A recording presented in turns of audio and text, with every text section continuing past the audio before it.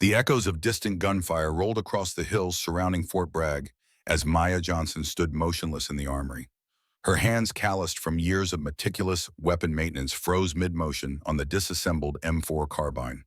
Through the open window, she counted each report: four shooters approximately 1,500 meters away, Barrett M82A1s firing in sequence. One shooter compensating poorly for a 12mm upper crosswind. Most people heard only noise. Maya heard stories written in gunpowder and lead. At 29, Maya had perfected the art of invisibility within the sprawling military complex. 5 years maintaining weapons for America's most elite fighting forces had taught her that anonymity was sanctuary. Her dark hair pulled back in a practical bun, her government-issue uniform always precisely pressed her words few and measured everything calculated to fade into the background of the base's daily rhythm. No one at Fort Bragg knew that weapons had been her first language, taught by a father whose name still echoed in whispered legends among special operations veterans. Few suspected that the quiet armory technician could field, strip, and reassemble any weapon system in the arsenal with her eyes closed, or that she could read the wind by watching how dust settled on concrete. Maya returned to her work, fingers moving with practiced precision through the familiar ritual of cleaning and reassembly. The walls of the armory held enough firepower to wage a small war, but Maya found peace among the locked racks and secured cabinets. Here, weapons were honest. Unlike people, they only did what they were designed to do without deception or hidden agendas. A faded photograph was tucked inside the small toolkit she carried, its edges worn from years of handling. Master Sergeant David "Ghost" Johnson smiled back at her, his weathered face caught in a rare moment of unguarded joy during a fishing trip 3 years before cancer claimed him, before the secrets and warnings, before the promise she had made beside his hospital bed. The memory surfaced with unexpected clarity. She was 12 years old, standing in the vast emptiness of the family's property in rural Montana. The weight of her father's Remington 700 felt impossibly heavy in her small hands. The target, a steel plate, stood 300 yards away, shimmering in the summer heat. "Breathe with the earth, Maya." Her father's voice was gentle but insistent. "Feel its rotation. The planet is spinning at over 1,000 miles an hour, yet you don't fall off. That's the relationship you need with your rifle. Become one system." She remembered the confusion on her young face, the frustrated tears threatening to spill. "Why do I need to learn this, Dad? None of the other kids at school have to shoot rifles." David Johnson had knelt, then bringing himself to eye level with his daughter. His hands steady enough to take impossible shots that had saved countless American lives in conflicts few civilians knew existed, rested on her shoulders. "Not to take life, sweetheart. To protect those who can't protect themselves. The skill itself is neither good nor evil. It's the heart behind it that matters." The memory dissolved as the armory door swung open, bringing Maya sharply back to the present. Captain Logan Reed entered the room with the confident stride of a man accustomed to commanding attention. At 35, Reed carried himself with the hardened confidence that came from 3 combat tours in Afghanistan and Iraq. His Green Beret qualification badge gleamed on his chest alongside rows of ribbons that told stories of valor under fire. Reed's reputation as one of Fort Bragg's premier snipers preceded him, particularly his confirmed kill at 500 meters during an operation that remained classified. The shot had become something of a legend, whispered about in the mess halls and barracks, with equal parts awe and skepticism. Reed carried an M2010 enhanced sniper rifle, cradling it with the familiar ease of a parent holding a child. Maya recognized the weapon immediately, the Army's replacement for the older M24 system, chambered in .300 Winchester Magnum, capable of consistent accuracy at ranges exceeding 200 meters in the right hands. "I need this fixed by tomorrow," Reed said without preamble, placing the rifle on Maya's workbench. "Something's off with the scope. Shots are drifting right at distance." Maya nodded, maintaining the professional detachment that had served her well. "I'll look it over, sir." "What distances are you experiencing the drift?" "Started noticing at 800 meters, gets worse as distance increases." Reed's tone carried the subtle condescension of a combat veteran addressing support personnel. "Just recalibrate the scope. Should be simple enough."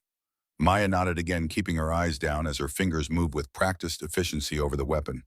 She checked the torque on the scope mounts first, a common culprit for accuracy issues, finding them correctly set.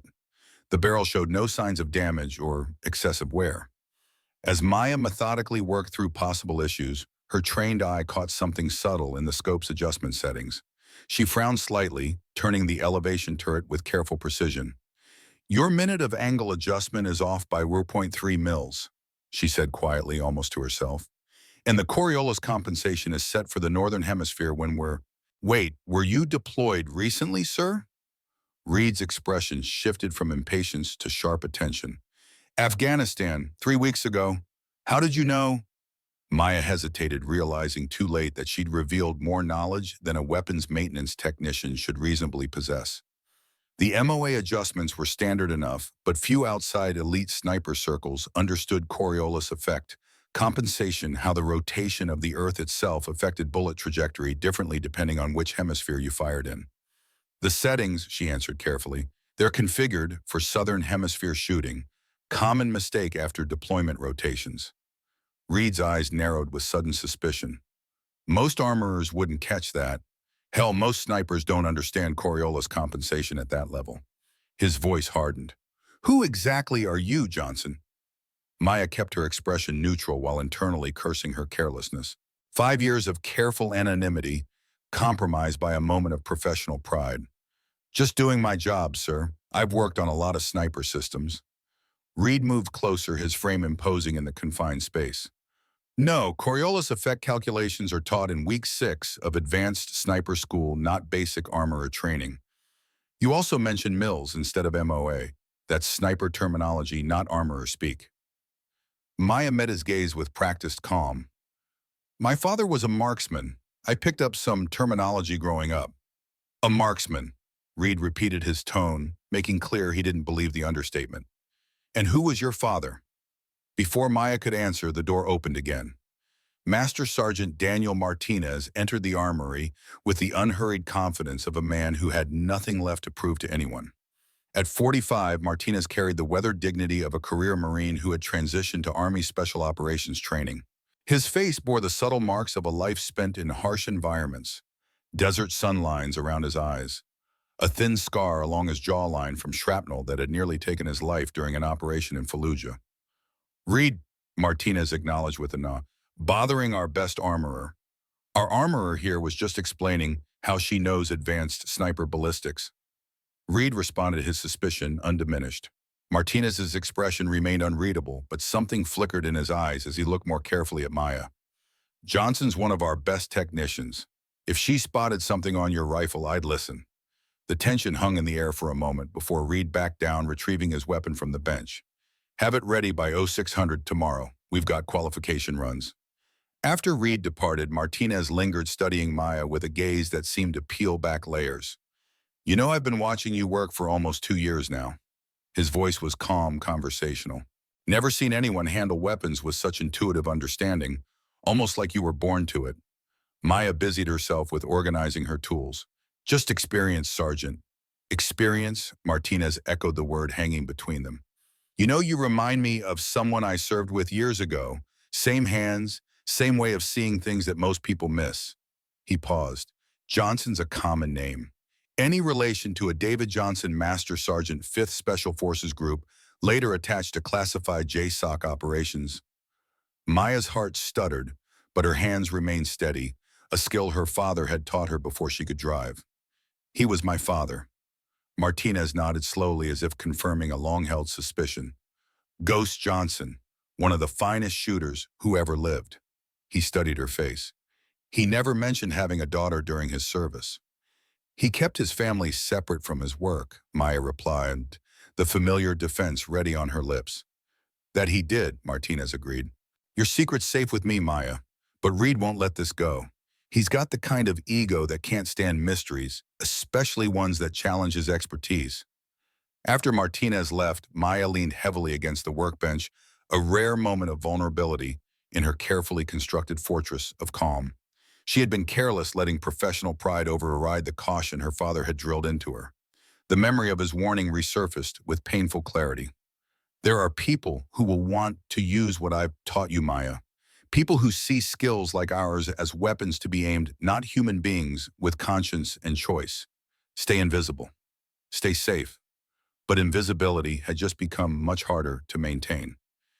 The setting sun cast long shadows across the modest apartment complex where Maya lived on the outskirts of Fayetteville. Her one-bedroom unit was Spartan by civilian standards, neat, functional, devoid of personal touches, except for a small collection of photographs on the living room wall.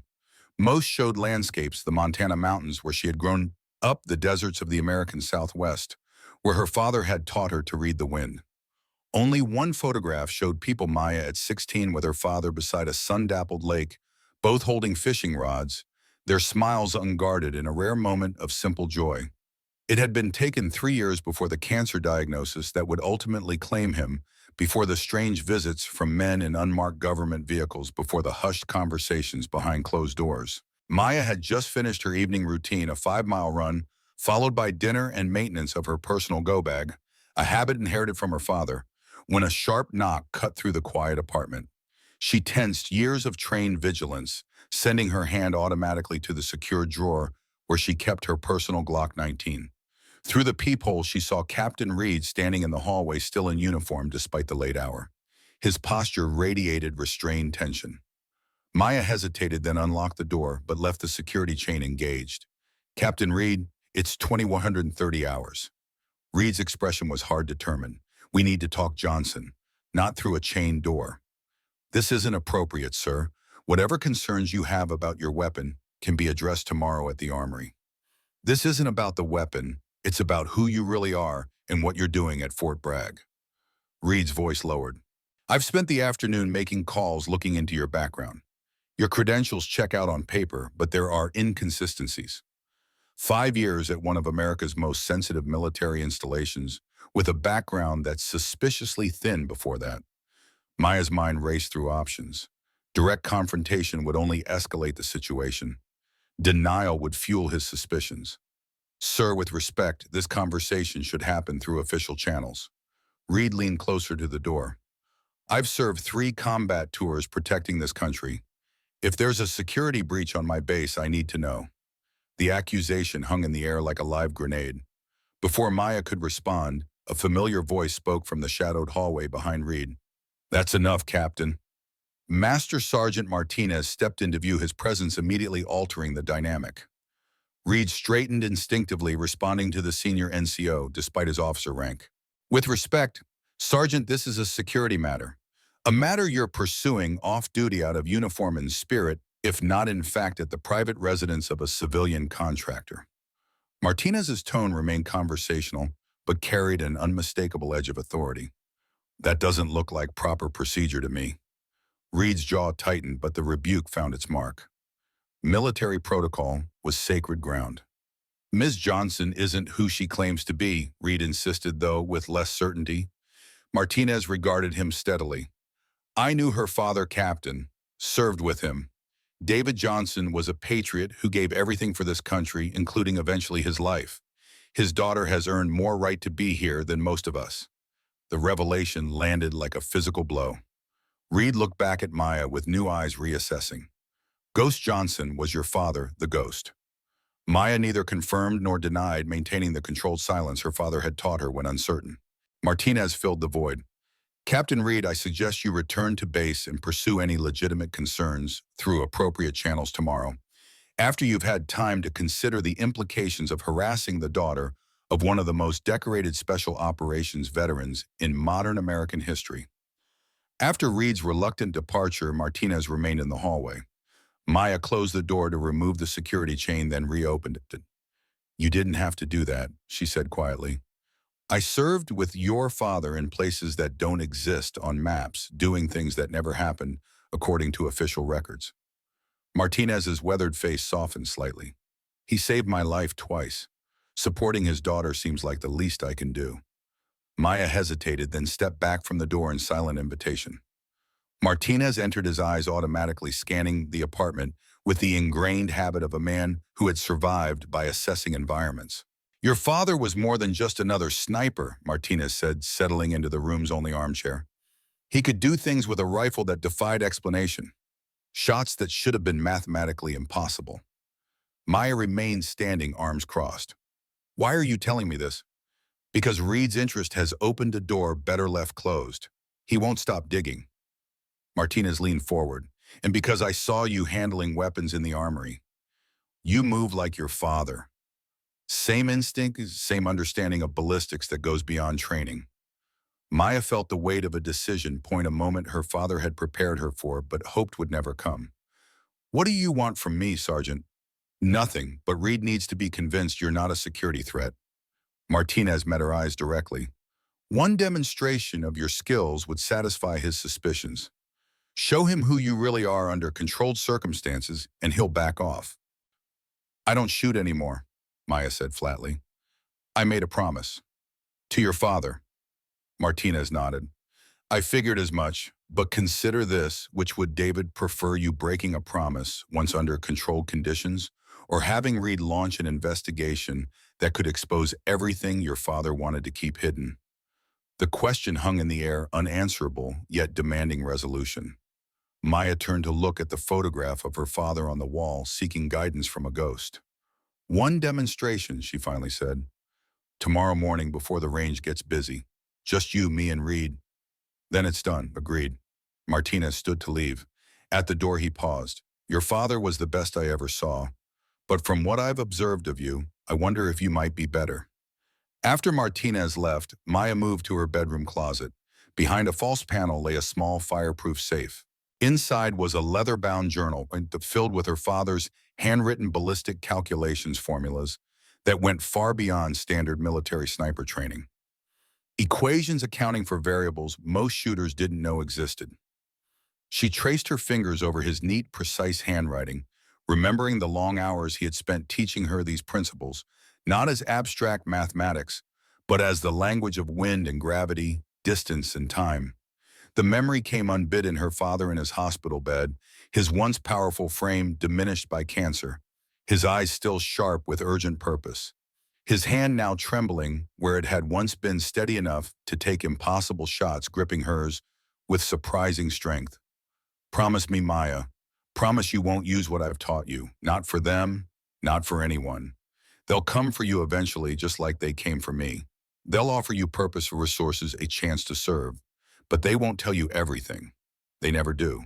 Who, Dad, who will come? Men who think skills like ours belong to them. Men who see people like us as weapons, not as humans with conscience and choice. His grip had tightened. Promise me you'll stay invisible. I promise, Dad. The memory faded, leaving Maya alone with a decision that would irrevocably alter the careful life she had built. She closed the journal, returning it to its hiding place. Whatever happened tomorrow, the days of invisibility were ending. Dawn at Fort Bragg painted the sky in watercolor shades of crimson and gold. As Maya walked toward the isolated section of the range Martinez had arranged for their demonstration. The morning air carried the familiar scent of pine and dew-dampened earth, stirring memories of early mornings in Montana, her father teaching her to read the subtle signs of wind direction from grass movement and cloud patterns. She wore her usual work uniform, practical, unremarkable, but carried herself differently now. No longer attempting to fade into the background, she moved with the natural, fluid grace of a predator. It was a subtle shift, but to trained observers like Martinez, who waited at the range with Reed, it would speak volumes. The range Martinez had chosen was secluded, used primarily for special operations training rather than regular Army qualifications. Targets were positioned at various distances from standard 100-meter marks out to more challenging 800-meter positions. Basic for snipers, but far beyond typical marksman requirements. Reed stood with arms crossed, his expression guarded but curious. Beside him, Martinez maintained a careful neutrality. Ms. Johnson, Reed acknowledged as she approached. The Ms., rather than her first name, established professional distance, but the absence of hostility suggested Martinez had been persuasive overnight. Maya nodded in greeting, her eyes already assessing conditions, light crosswind from the northeast approximately 3 to 5 mph. Humidity higher than yesterday, which would affect bullet drop over distance. Temperature cool but rising, which would change barrel harmonics as the morning progressed. I've agreed to one demonstration, she said simply. After that, we all return to our duties, and this matter is closed. Reed's jaw tightened slightly at her tone, civilian to officer, but he nodded. Fair enough.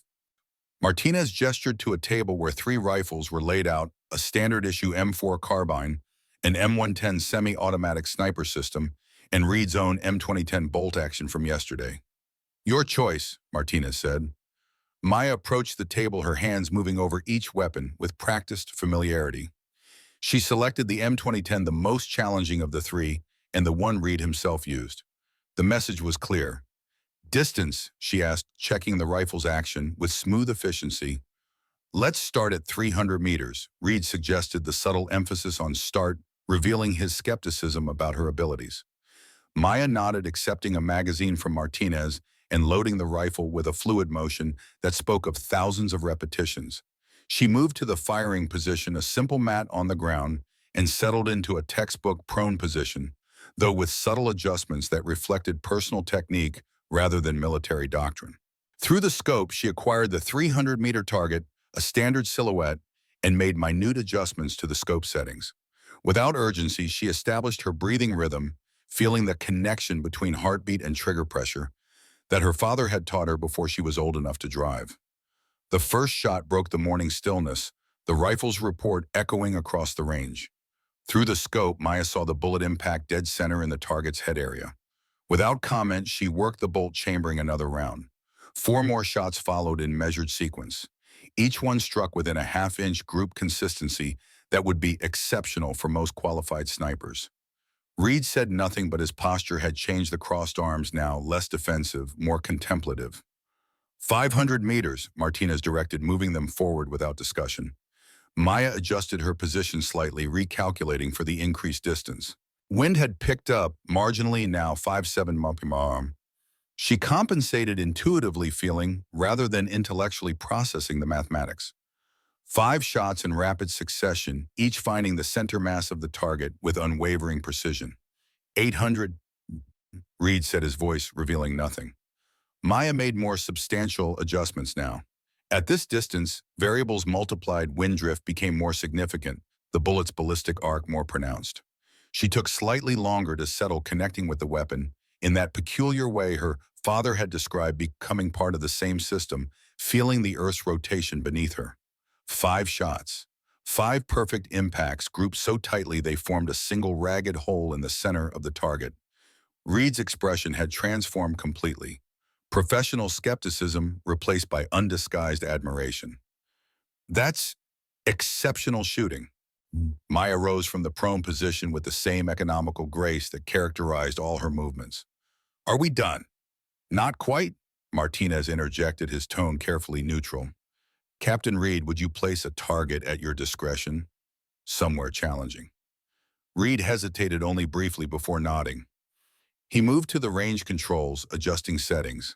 In the distance, a motorized target system activated, positioning a silhouette at 1,000 meters, twice the distance most military marksmen qualified at, and near the effective limit for the rifle in most hands. 1,000 meters, Reed announced, a hint of challenge returning to his voice. 1 shot. Maya returned to the firing position without comment. This range approached genuine sniper territory, where mathematics and intuition intersected, where factors invisible to untrained observers became crucial. The wind had shifted slightly now, coming at a quartering angle. Temperature had risen enough to affect barrel harmonics. She took longer this time, settling into that space of perfect connection her father had taught her, the place where breathing slowed, where heartbeats stretched, where the invisible dance of physics and biology aligned into a perfect moment of possibility. The shot, when it came, seemed almost anticlimactic after such focused preparation. The rifle's report echoed across the range. Through the scope, Maya watched the bullet strike precisely where she had intended, splitting the small, aiming circle at the center of the target's head.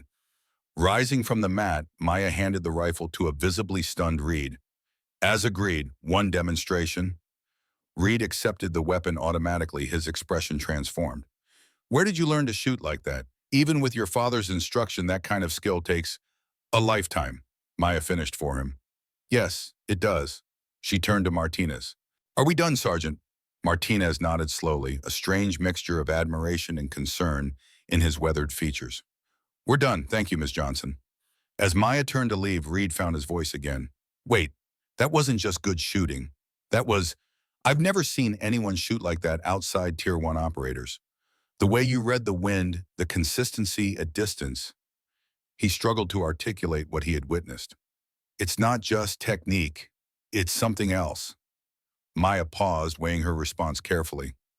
My father called it seeing through the bullet's eyes.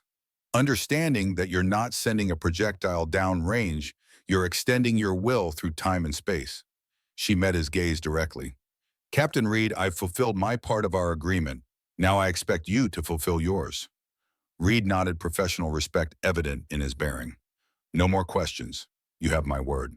As Maya walked away, the morning sun warming her shoulders, she felt a complex mixture of emotions. Relief at having navigated a dangerous situation. Pride in honoring her father's teaching. But beneath these a growing unease, a sense that a door long closed was beginning to open. She didn't see Martinez watching her departure with troubled eyes, or notice when he pulled out his secure phone once she was out of sight. Nor did she hear his quiet words to someone on the other end of the connection. Sir, you need to contact Colonel Coleman immediately. It's about David Johnson's daughter. She has her father's gift. Maybe more. Colonel James Coleman sat alone in his office at Fort Bragg headquarters, the afternoon sun slanting through Venetian blinds to cast prison bar shadows across his desk. At 60, Coleman carried his age with the dignified resilience of a career soldier. His posture still parade ground perfect, his eyes sharp beneath silver brows. 3 decades in special forces had left their mark in the network of fine scars on his hands and the permanent vigilance in his gaze. Before him lay a folder he had not opened in 5 years, retrieved from a secure safe in his office wall. The red classified stamp across its cover had faded slightly with age, but the code name remained clearly visible: Ghost Protocol. Martinez's call had unsettled him more than he cared to admit. David Johnson's daughter here at Fort Bragg, not just present, but demonstrating the same uncanny abilities that had made her father a legend in circles so secretive that most of the military didn't know they existed. Coleman's hand rested on the folder, reluctant to disturb the ghost contained within. His relationship with David Johnson had been complicated. Part commanding officer, part friend, part conspirator in the end. They had served together in operations that official history would never record, in places where America officially had no presence. The intercom on his desk buzzed. Sir Master Sergeant Martinez is here. Send him in. Martinez entered it with the quiet efficiency that had made him valuable in special operations, a man who moved through the world leaving minimal wake. He came to attention briefly before Coleman waved him to a seat. Tell me exactly what you saw, Coleman said without preamble. Martinez chose his words carefully. She shoots like her father, better maybe, the same connection to the weapon, the same intuitive understanding of ballistics. At 1,000 meters, she placed a shot that would challenge our best snipers, and she did it like she was posting a letter. Coleman nodded slowly. And you're certain Reed is satisfied? For now, he was more impressed than suspicious by the end.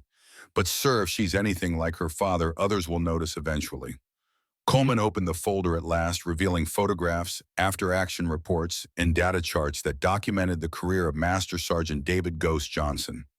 One photograph showed a younger Coleman standing beside Johnson in unmarked fatigues, both men squinting against desert sun mountains of Afghanistan rising in the background.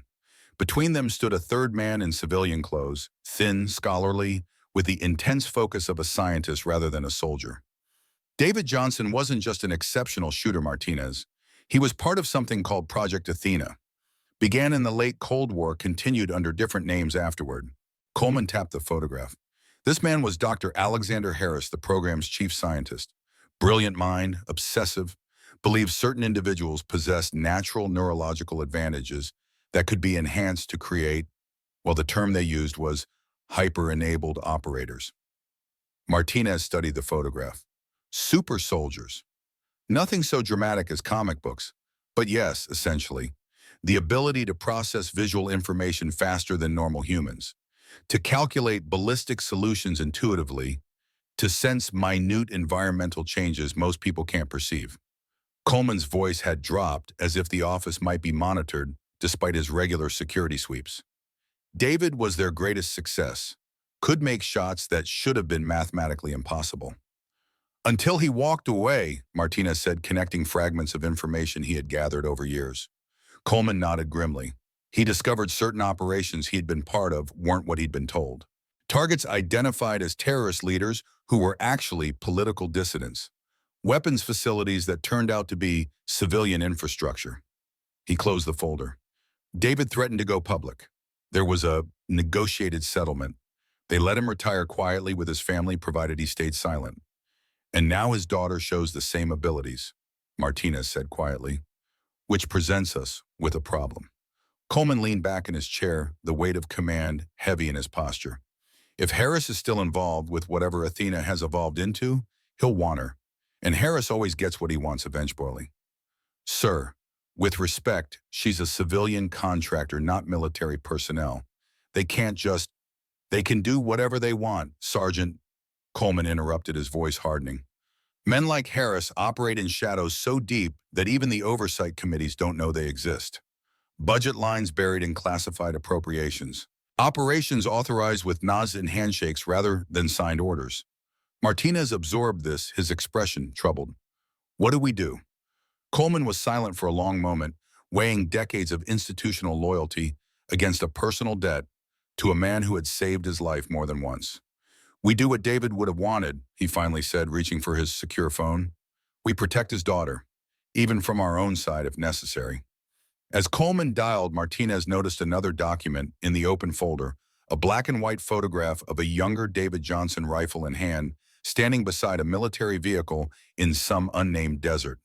Written across the bottom in faded ink was a single sentence, "Not all enemies wear different flags." Coleman's call connected. This is Colonel Coleman, Security Clearance Alpha Echo 39. I need access to the Ghost Protocol files, particularly the termination agreement with subject Johnson David M. He listened briefly, his expression hardening. Yes, I understand the sensitivity. That's precisely why I'm calling. We may have a situation. After disconnecting, Coleman fixed Martinez with a grave stare. Things are going to get complicated. Harris is still active, still running the program under a new designation. And according to my source, he's been looking for someone with David's abilities for years. Maya Johnson has no idea what's coming, does she? Martinez asked. Coleman shook his head slowly. David kept her hidden for a reason. Taught her to shoot, but also to disappear. I think he knew someday they'd come looking for a replacement. He tapped the folder. According to this, the abilities tend to be hereditary. Harris probably suspected David's daughter might have inherited his gift. Sir, what exactly are we dealing with here? Martinez asked, a new edge of concern in his voice. Coleman opened a locked drawer in his desk, removing another folder. This one marked with a simple black triangle in the corner. The designation for operations so classified their very existence was denied. From it, he extracted a single document and pushed it across the desk. This is the real Ghost Protocol, he said quietly. The agreement David negotiated before his retirement. Read the highlighted section. Martinez scanned the document, his expression growing increasingly troubled. When he looked up, his eyes held a new understanding of the danger they faced. My God, he whispered. Does Maya have any idea what her father was really involved in? I doubt it, Coleman replied. David wanted to protect her from all this, but now she's walked right into the lion's den. Outside Coleman's office, the afternoon sun continued its arc across Fort Bragg's carefully maintained grounds. In the distance, the crack of rifles from the qualification ranges provided a rhythmic counterpoint to the base's daily operations. Soldiers went about their duties, unaware of the shadowy currents beginning to stir beneath the surface of their ordered military world. In the armory, Maya Johnson continued her work, methodically maintaining the weapons that American soldiers carried into harm's way. Her hands moved with practiced precision. Her mind focused on the familiar tasks that had become her refuge. She didn't know that forces had been set in motion by her morning demonstration, forces her father had spent his final years trying to escape. The invisible war was beginning again. And this time, Maya Johnson stood at its center. The fading daylight cast long shadows across Maya Johnson's apartment as she knelt beside her bed, fingers searching for the hidden latch beneath the floorboards. The events at the range had shattered 5 years of careful anonymity in a single morning. Now she needed answers that only her father's legacy could provide. The hidden compartment opened with a soft click, revealing a weathered metal lockbox, military grade, designed to withstand fire and water damage. Maya removed it carefully, setting it on her small kitchen table. The combination was her father's sniper school graduation date, followed by her birthday, a personal code between them that no one else would know.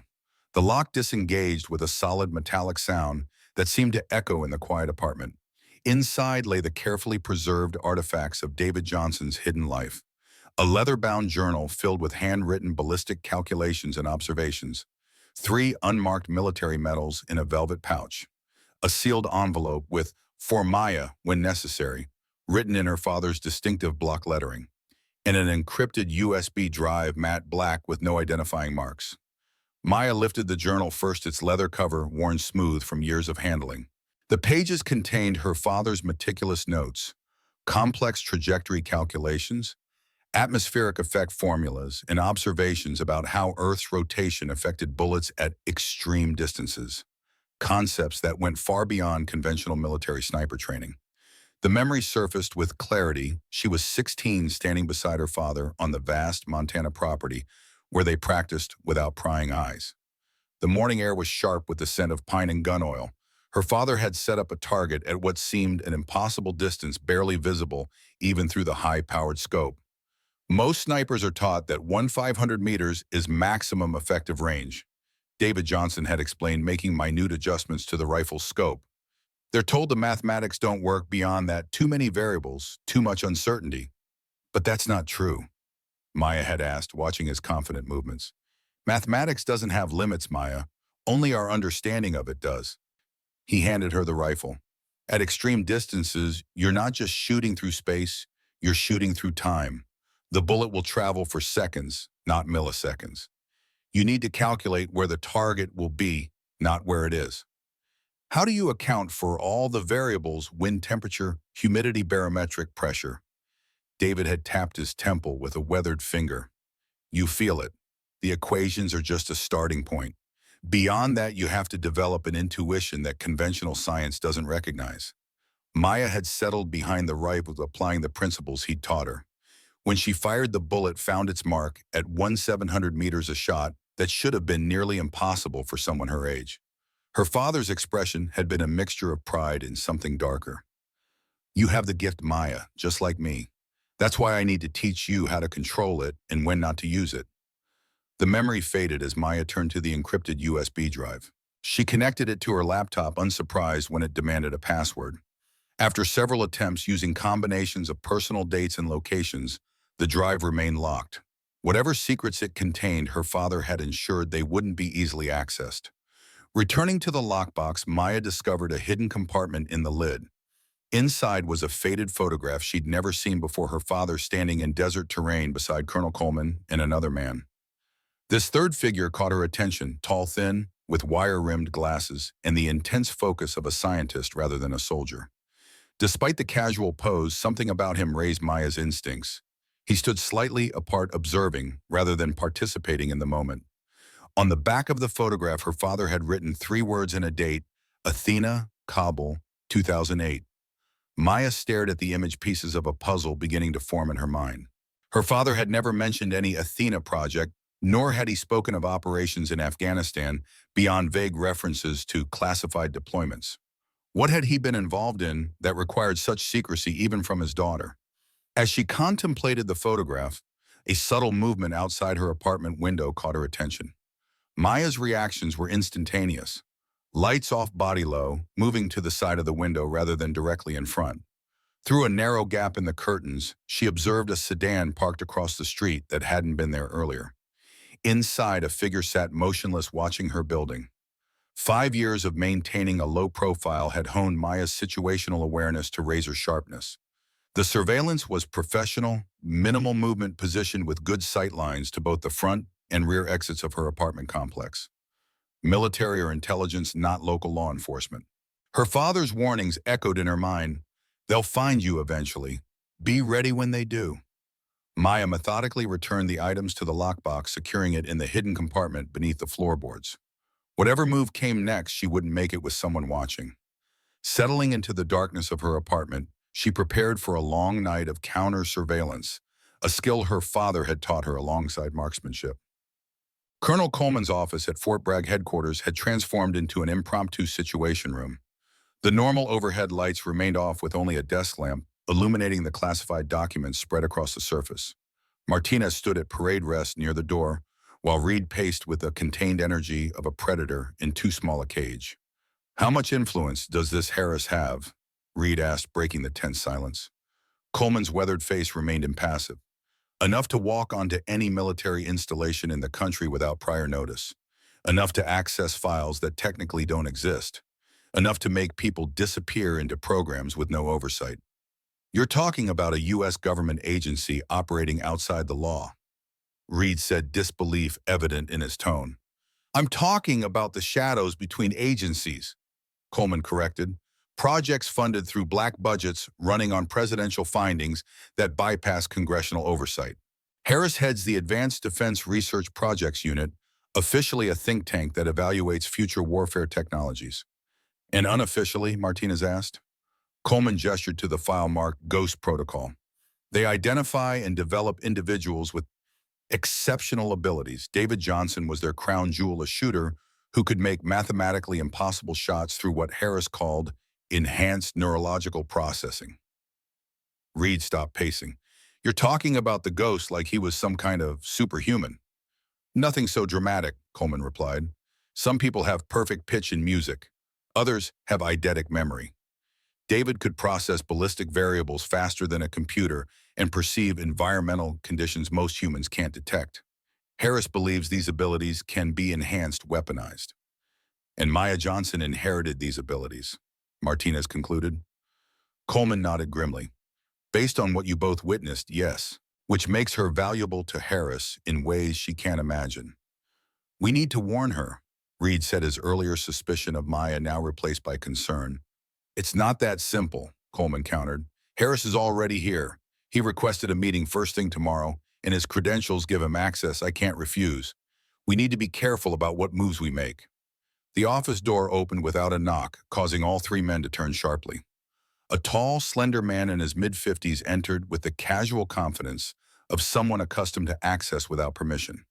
His wire-rimmed glasses and precisely tailored suit marked him as a civilian, but his bearing suggested military background. Behind him, two younger men in identical dark suits took positions outside the door, closing it firmly. "Colonel Coleman," the man said pleasantly. "It's been some time." "Dr. Harris," Coleman acknowledged, not rising from his desk. "This is a secure briefing." "Yes, I can see that." Harris glanced at the open files. "Ghost Protocol. How nostalgic." His gaze shifted to Reed and Martinez. "Captain Reed and Master Sergeant Martinez, I presume the witnesses to Ms. Johnson's remarkable performance this morning." The calculated precision of Harris's knowledge confirmed Coleman's fears. Nothing happened at Fort Bragg without Harris knowing immediately. "We haven't been formally introduced," Harris continued smoothly. "Dr. Alexander Harris, Advanced Defense Research Projects Unit. I've had the privilege of working with exceptional military talents for nearly 3 decades." He smiled thinly. "Including Maya Johnson's father." "What exactly do you want with Ms. Johnson?" Reed asked directly, military protocol momentarily forgotten. Harris studied Reed with clinical interest. "Captain, imagine a sniper who could guarantee first-round hits at distances beyond 3,000 meters. Who could account for variables most ballistic computers can't process? Who could eliminate high-value targets with zero collateral damage under any environmental conditions?" He paused. "How many American lives would that capability save?" The question hung in the air, its patriotic appeal carefully calculated. "David Johnson could do those things," Coleman interjected, "until he discovered the targets weren't always who you claim they were." A flicker of annoyance crossed Harris's otherwise composed features. David made unfortunate choices based on incomplete information, but his abilities were real and potentially hereditary. Ms. Johnson represents an opportunity to continue vital national security research. "She's a civilian contractor, not a research subject," Martinez said firmly. Harris smiled. "Of course, which is why I'm proposing a voluntary program. Ms. Johnson would be offered a position with ADRU, exceptional compensation, full benefits, and the opportunity to serve her country in ways few can." "And if she declines," Coleman asked, though he already knew the answer. "Let's focus on the positive opportunity," Harris deflected smoothly. "I'll be meeting with Ms. Johnson tomorrow to discuss the proposal personally." He turned to leave, then paused. "One more thing, gentlemen. This matter falls under Presidential Finding 1327. Any interference would constitute a national security breach. After Harris departed, the office remained silent for a long moment. He's going to take her with or without her consent. Reed finally said, anger evident in his controlled tone. Coleman closed the classified file with deliberate care. Not if we move first. Martinez, secure transport for Ms. Johnson, unofficial channels only. Reed, I need you to create a distraction. What kind of distraction? Reed asked. The kind that even Harris can't ignore, Coleman replied. It's time to call in some old favors. Nym. The knock at Maya's door came at precisely 22:17, 3 short raps, followed by 2 longer ones, a pattern that immediately raised her alertness.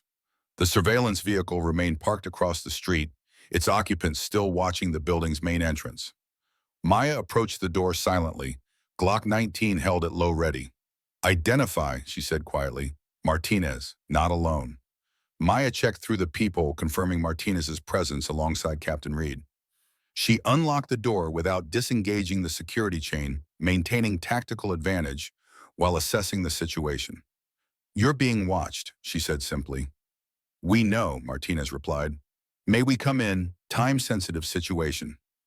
Maya closed the door to remove the chain, then admitted both men. Reed's eyes immediately registered the pistol in her hand with professional appreciation rather than surprise. Good operational security, he noted. You've had more than just shooting lessons. Maya secured the weapon but kept it within reach. Why are you here? Martinez moved to the window, carefully checking sight lines without exposing himself. Dr. Alexander Harris arrived at Fort Bragg 3 hours ago. He's scheduled to meet with you tomorrow with a power offer you won't be allowed to refuse. The name struck Maya like a physical blow. The man in the photograph with my father and Coleman. Reed looked surprised. You know about Harris? I found a photograph tonight, Maya explained. My father Coleman and a man I didn't recognize. The word Athena was written on the back. Martinez and Reed exchanged significant glances. Project Athena, Martinez confirmed, a classified program your father was part of. Harris was the scientific director. Coleman sent us to warn you, Reed continued. Harris isn't just offering you a job. He wants to study you, use your abilities the way he used your father's. Maya absorbed this, pieces falling into place. Her father's warnings about men who would come for her, his insistence that she keep her skills hidden, his deathbed plea to make different choices than he had. What exactly was Project Athena, she asked. According to Coleman, it identified individuals with exceptional neurological processing abilities, Martinez explained. People who could calculate complex variables, instantly perceive environmental conditions others can't detect. Your father could make shots that defied conventional ballistics, Reed added. Harris believes you've inherited the same abilities. Maya thought of the journal in her hidden lockbox filled with calculations and observations that went beyond conventional military doctrine. The pieces were aligning into a disturbing picture. What did they use my father for? She asked, though part of her already suspected the answer. Martinez's expression darkened. Targeted eliminations. Shots so precise and at such extreme distances that they could never be traced back to U.S. operations. Assassinations, Maya translated bluntly. Your father believed he was eliminating terrorist leaders, warlords' threats to American forces, Reed said, until he discovered some targets were political dissidents, opposition leaders, people inconvenient to certain foreign policy objectives. That's why he left, Maya realized aloud, why he was so insistent I never use what he taught me. Harris will be here tomorrow with official authorization to recruit you, Martinez said urgently. If you refuse, he has contingencies. We need to move you tonight. Maya's mind worked rapidly through the tactical situation. The surveillance outside Harris's people. Reed nodded. Advanced team, standard protocol. 2 options, Maya said, thinking aloud. Run now, become a fugitive from my own government. Or meet Harris, understand exactly what I'm dealing with. Meeting Harris puts you on his territory, Reed cautioned. Once you're in his program, you'll never get out. Your father barely managed it, and only because he had leverage. Maya moved to the window, carefully observing the surveillance vehicle without exposing herself. Years of her father's training crystallized into clarity. I need to know what's on that USB drive, she decided. Whatever leverage my father had, it's probably there. USB drive, Martinez asked. Maya explained about the lockbox and its contents. The drive is encrypted. I couldn't access it. Reed considered this. I know someone who might help. Former NSA cryptographer, works private sector now, but we'd need to get the drive to him without Harris's people knowing. Maya made her decision. I'll meet with Harris tomorrow as scheduled. Play along with whatever he proposes. That gives us time to decode the drive and understand what we're really dealing with. It's risky, Martinez warned.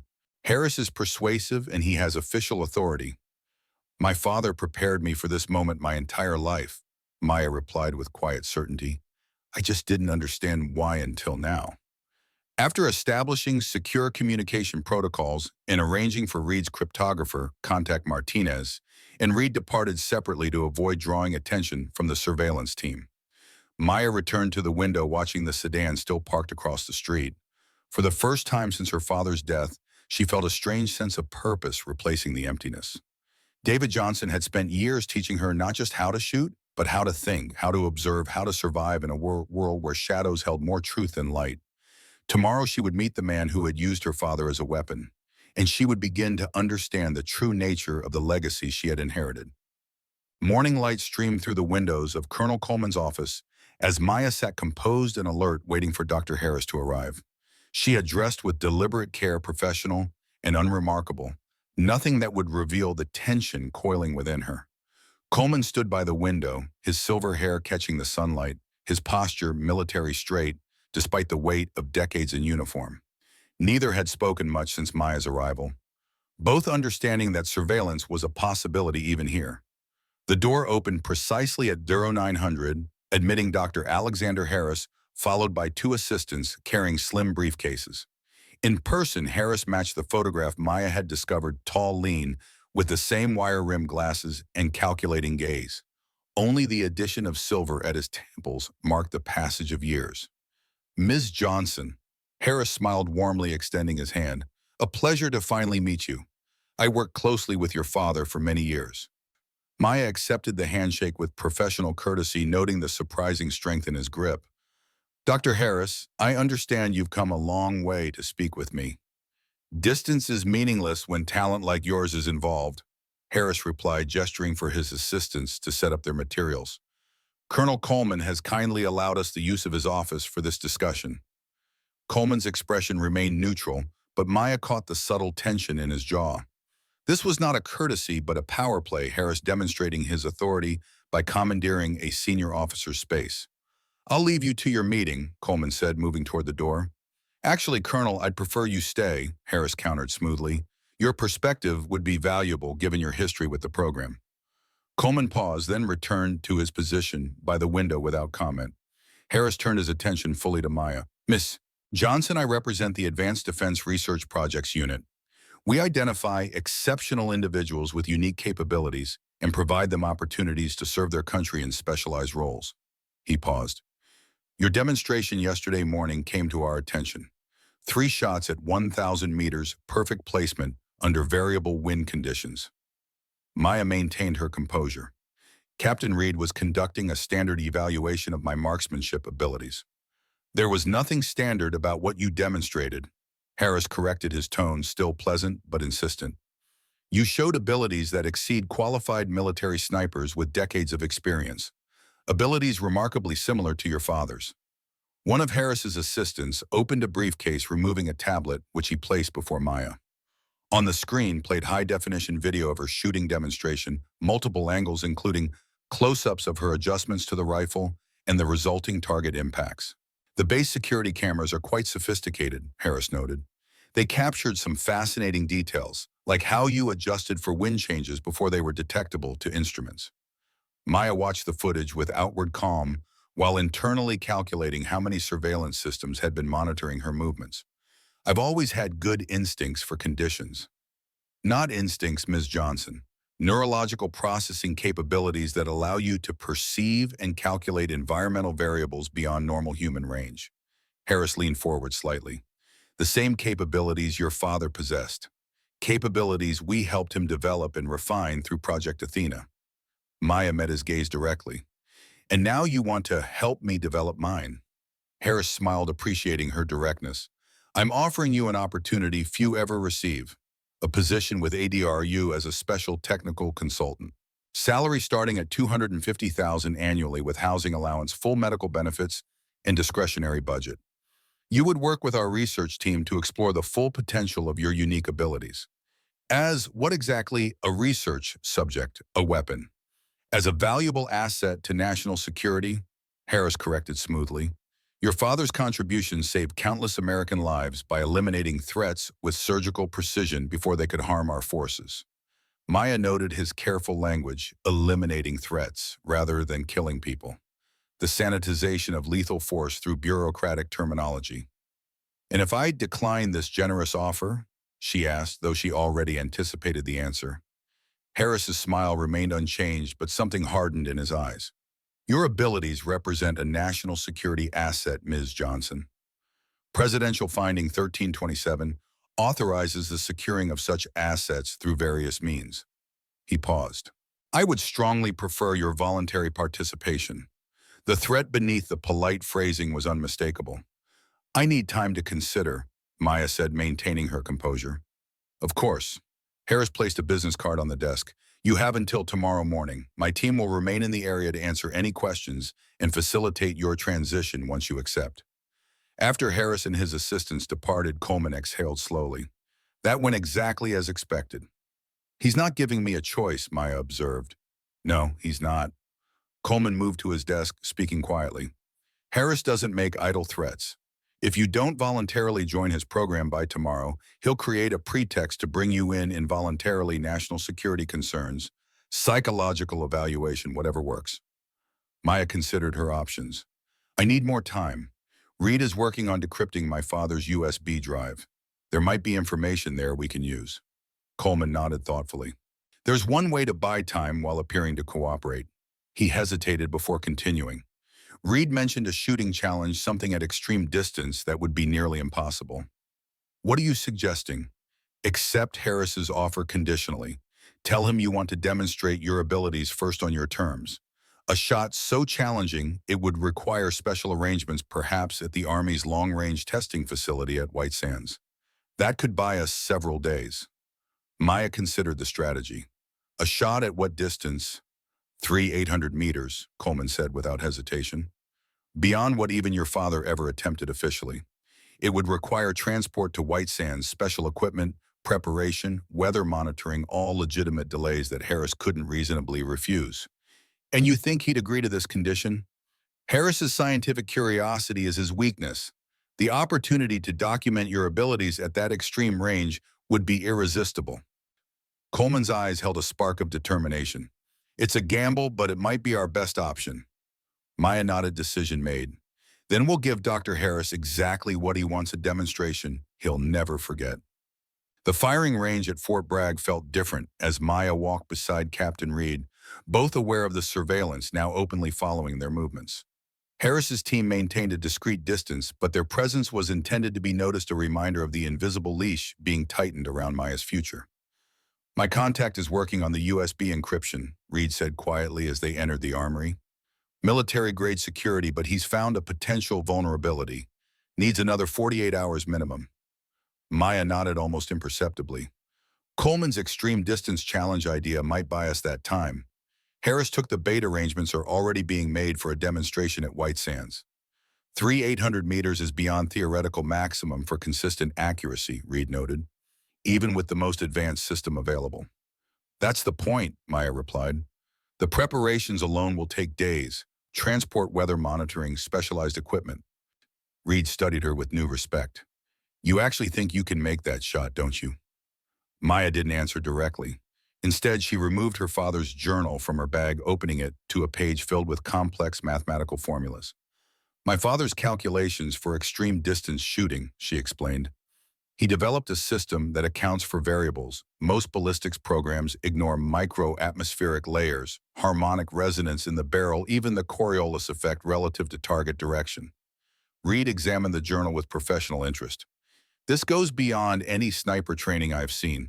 Some of these variables aren't even in the military ballistics manuals, because they're only relevant beyond 2,000 meters, Maya explained. At extreme distances, a bullet travels long enough that factors like the Earth's rotation become significant. As they continued discussing technical aspects of the upcoming challenge, Maya noticed Martinez entering the armory with purposeful strides. His expression conveyed urgency beneath his professional demeanor. "We have a complication," he said without preamble, his voice low. "Harris is accelerating the timeline. White Sands tomorrow, not next week. He's arranged military transport departing at 0600. Maya exchanged a concerned glance with Reed. "That doesn't give us enough time for the decryption." "There's more," Martinez continued. "Coleman's been ordered to Washington for an emergency budget meeting. Convenient timing that removes our highest-ranking ally." The implications were clear. Harris was systematically isolating, Maya removing potential support and accelerating events to prevent any counter-strategy from developing.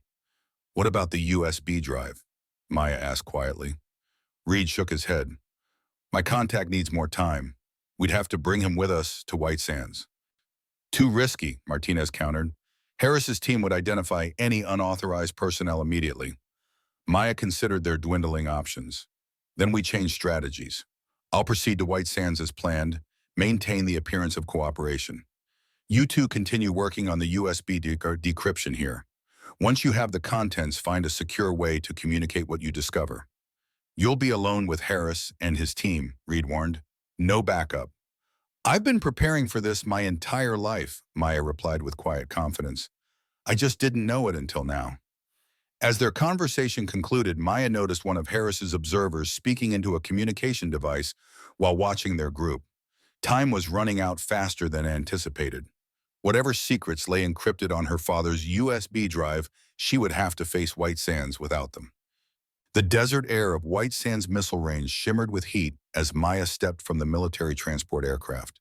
The New Mexico landscape stretched before her, vast, unforgiving, and perfect for what Harris had in mind. The isolation was both tactical and psychological, removing her from potential allies while providing ideal conditions for extreme long-range shooting. Dr. Harris greeted her on the tarmac, his enthusiasm barely contained beneath his professional exterior. "Ms. Johnson, welcome to White Sands. Perfect conditions for our demonstration.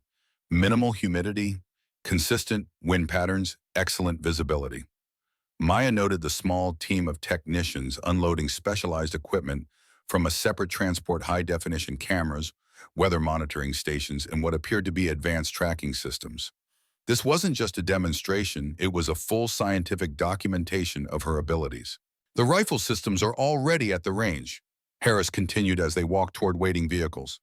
"We prepared 3 options for you to evaluate: a modified Barrett M82A1, an experimental Chaytak M300, and a custom system developed by our own engineers." Maya maintained her composure while mentally calculating the growing complexity of her situation. Harris had prepared, thoroughly eliminating variables and establishing complete control over the environment. Even her choice of weapon was carefully curated to his specifications. "When will the demonstration take place?" she asked. "We'll begin preparations this afternoon. The actual attempt is scheduled for 0700 tomorrow, optimal atmospheric conditions, according to our meteorologists." Harris studied her with undisguised scientific interest. "I've waited a long time to document abilities like yours in a controlled setting. Your father never allowed such comprehensive monitoring. The vehicles delivered them to a specialized range facility rarely used except for weapons testing. Unlike conventional military ranges, this one extended beyond visual limits with targets positioned at distances that challenged the curvature of the Earth itself. High-tech observation posts dotted the landscape, allowing precise monitoring of bullet impacts without sending personnel downrange. As Maya surveyed the facility, a technician approached Harris with a tablet displaying real-time data. "Sir, we're detecting unusual atmospheric disturbances moving in from the southwest. Potential dust storm developing within 36 hours. Harris frowned slightly. "Accelerate the preparations. We'll conduct the demonstration at 1700 today instead of tomorrow morning." The change in schedule sent a chill through Maya despite the desert heat. Harris was eliminating even the minimal delay they had counted on. Whatever Reed and Martinez were doing with the USB drive, she couldn't expect their findings before facing this challenge. "That doesn't allow much time for familiarization with the weapon systems," she observed. "I have complete confidence in your adaptability, Ms. Johnson," Harris replied smoothly. After all, your father could adjust to new systems within minutes.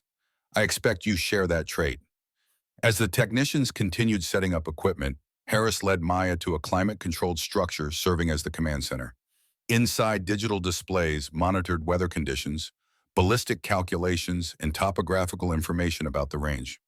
A separate area contained the three rifle systems Harris had mentioned, each mounted on precision shooting platforms. Impressive facility. Maya noted, her eyes cataloging potential exits, communication systems, and security measures with the automatic assessment her father had taught her. Purpose-built for testing next-generation weapon systems, Harris explained. Today, you're the system we're evaluating. The clinical detachment in his tone confirmed Maya's understanding of how Harris viewed her not as a person, but as a capability to be measured, documented, and ultimately controlled. A technician approached with a sealed case. The target positioning is complete, sir. 800 meters as specified.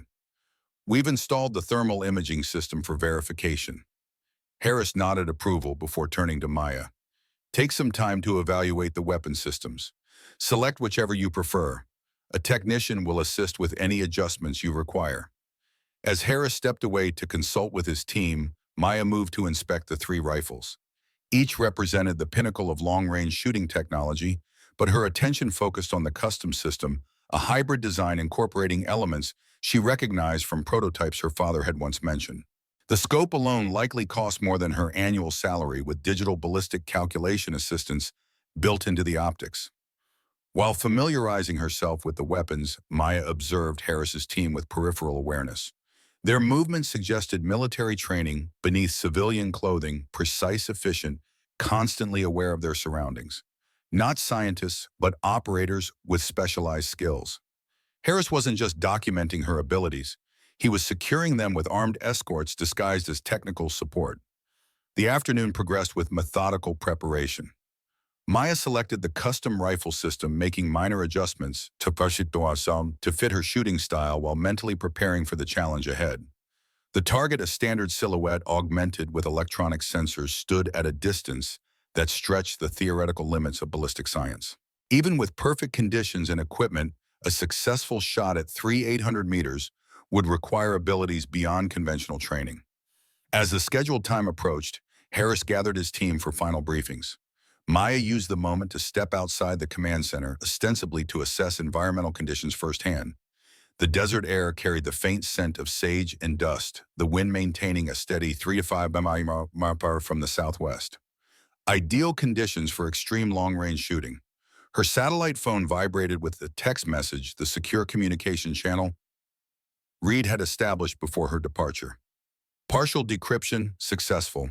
USB contains classified operational details codenamed Broken Arrow. Evidence of unauthorized eliminations targeting U.S. citizens. Proceed with extreme caution. Harris implicated at highest level. Maya deleted the message immediately, her mind processing the implications. Her father hadn't just discovered that some targets were political rather than military. He had uncovered operations targeting American citizens, a direct violation of Executive Order 12333 prohibiting assassination. That would explain the leverage he had used to escape the program. The realization clarified her father's warnings and his insistence that she never use her abilities for them. David Johnson had discovered he was being used to eliminate threats to powerful interests within the government itself, not just foreign adversaries. As Maya returned to the command center, she observed Harris with new understanding. Behind the scientific facade lay something more dangerous, a man who viewed constitutional protections as inconvenient obstacles to what he considered necessary action. "We're ready to proceed, Ms. Johnson," Harris announced as she entered. "The observation team has confirmed target positioning and environmental conditions. Are you prepared for the attempt?" Maya nodded, her decision crystallizing. "I'll need 15 minutes for final calculations and preparation." Harris checked his watch. "You have 10. We're racing the weather system moving in from the southwest." The accelerated timeline confirmed Maya's suspicions. Harris was eliminating variables that might interfere with his plans, including potential communication from Reed and Martinez. Once she demonstrated her abilities, she would be immediately transported to an ADRU facility, effectively disappearing into the shadow world her father had escaped.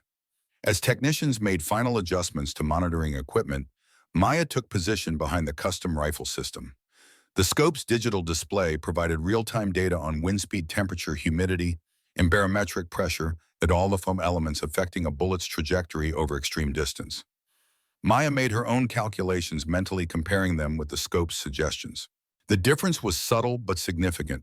The computerized system failed to account for several variables her father had identified as critical beyond 3,000 meters.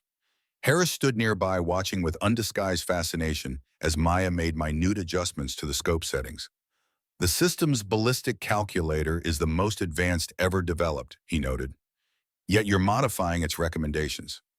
The calculator doesn't account for spin drift at this distance," Maya explained, carefully managing what information she revealed, "or the effect of the Earth's rotation relative to target direction."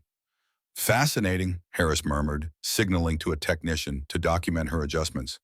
"Your father mentioned these factors, but we never fully incorporated them into our models."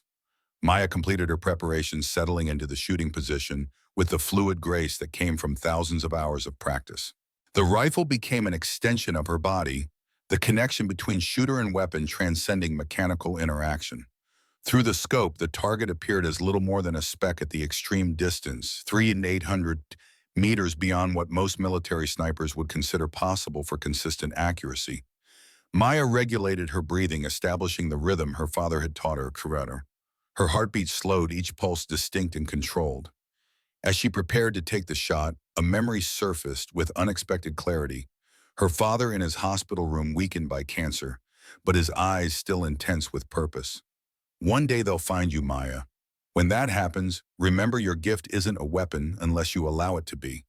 The skill itself is neutral. It's the purpose behind it that matters." The memory crystallized her resolve. Whatever happened after this shot, she would not become what Harris wanted, a controllable asset to be aimed at targets of his choosing. "Whenever you're ready, Ms. Johnson," Harris said, his voice distant through her focused concentration. Maya made a final adjustment for when, the calculation flowing through her consciousness, not as mathematical formulas, but as intuitive understanding. She sensed rather than measured how the bullet would travel, how it would interact with atmospheric layers, how the Earth's rotation would affect its path over the 4 seconds of flight time. The trigger brake was clean, the rifle's report echoing across the desert landscape. For that extended moment, as the bullet traveled toward its distant target, time seemed to stretch. Maya maintained her position, tracking through the scope as the vapor trail marked the bullet's path through the shimmering air. The impact, when it came, registered on multiple monitoring systems simultaneously. The command center erupted in controlled excitement as technicians confirmed what the sensors had detected: a perfect hit at 3,800 meters a shot that defied conventional ballistic science. Harris's expression combined triumph and validation. "Extraordinary," he breathed, reviewing the data streaming across the monitors. "Even better results than your father achieved in controlled settings." Maya rose from the shooting position with deliberate calm, though her mind was racing through contingencies. The demonstration had confirmed everything Harris suspected about her abilities and sealed whatever fate he had planned for her. "You've more than validated our expectations, Ms. Johnson," Harris said, his scientific detachment momentarily broken by genuine excitement. "We'll begin immediate transport to our research facility in Virginia. My team has already packed your essential belongings from your apartment." The presumption confirmed Maya's understanding. Harris had never intended to give her a real choice. The demonstration was merely a formality before taking what he considered a valuable asset into custody. "There's something you should know first," Maya said, her voice steady despite the tension coiling within her. "Something about my father's legacy that might interest you." Harris's attention focused with laser intensity. "Go on." "My father left me more than just his abilities," Maya continued carefully. "He left insurance-detailed records of every operation he conducted under Project Athena, including operations codenamed Broken Arrow."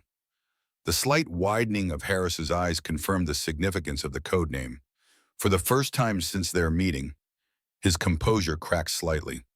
"Those records were classified and contained on secure servers," he said, his tone hardening. "Your father couldn't have accessed them." "My father was more than just a shooter," Maya countered. "He anticipated moves before they happened, including yours. The records are secure but accessible if anything happens to me." The implicit threat hung in the air between them. Harris studied her with recalibrated assessment, calculating this unexpected variable. "What exactly are you proposing, Ms. Johnson?" he finally asked. "A modification to your offer." Maya replied with the calm confidence her father had instilled in her. "I'll consult with your program on my terms, no residency requirements, no isolation, complete operational discretion. I choose which projects to support based on full disclosure of targets and purpose." Harris's expression darkened. "Those terms are unacceptable from a security standpoint." "Perhaps," Maya acknowledged.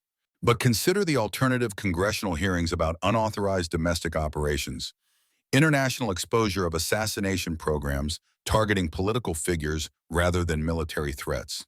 The command center had grown silent technicians, sensing the tension without understanding its source. Harris dismissed them with a sharp gesture, waiting until they had exited before responding.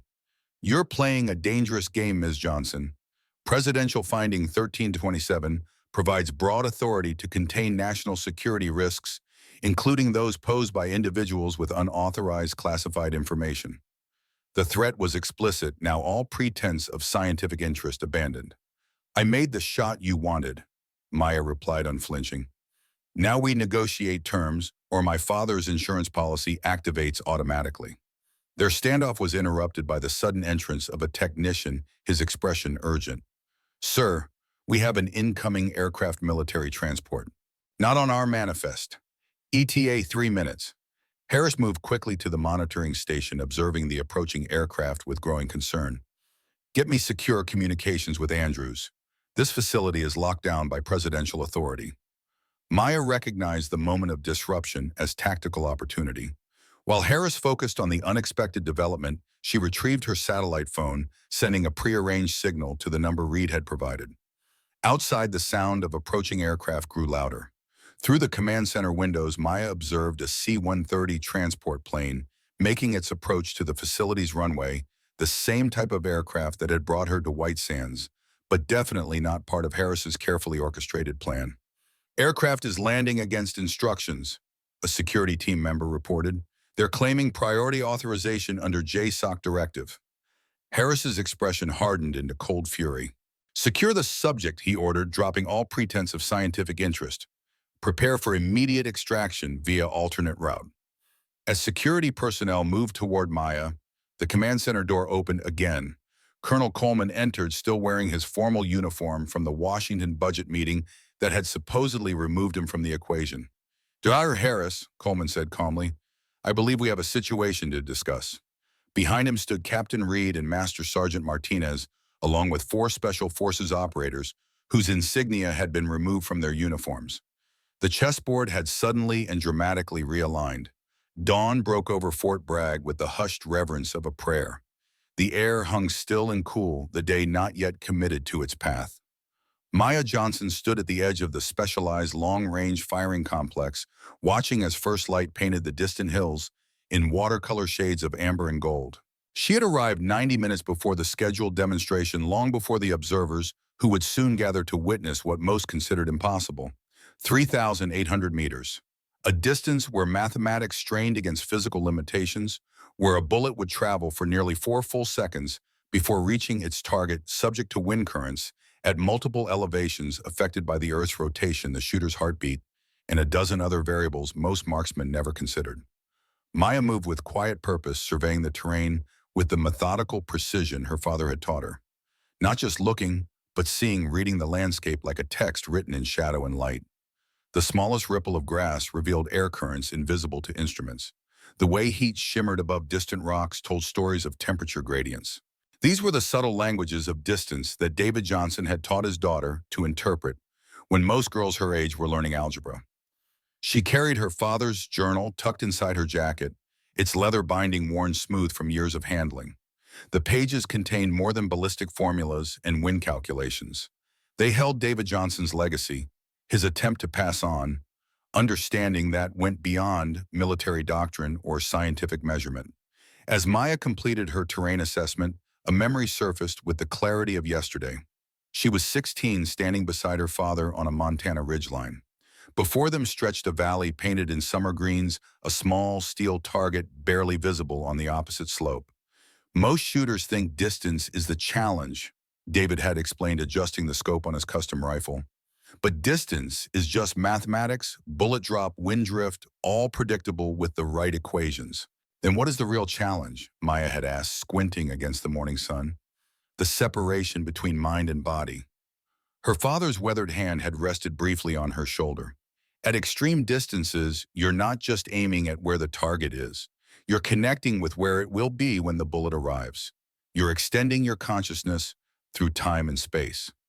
Maya had frowned, teenage skepticism evident in her expression.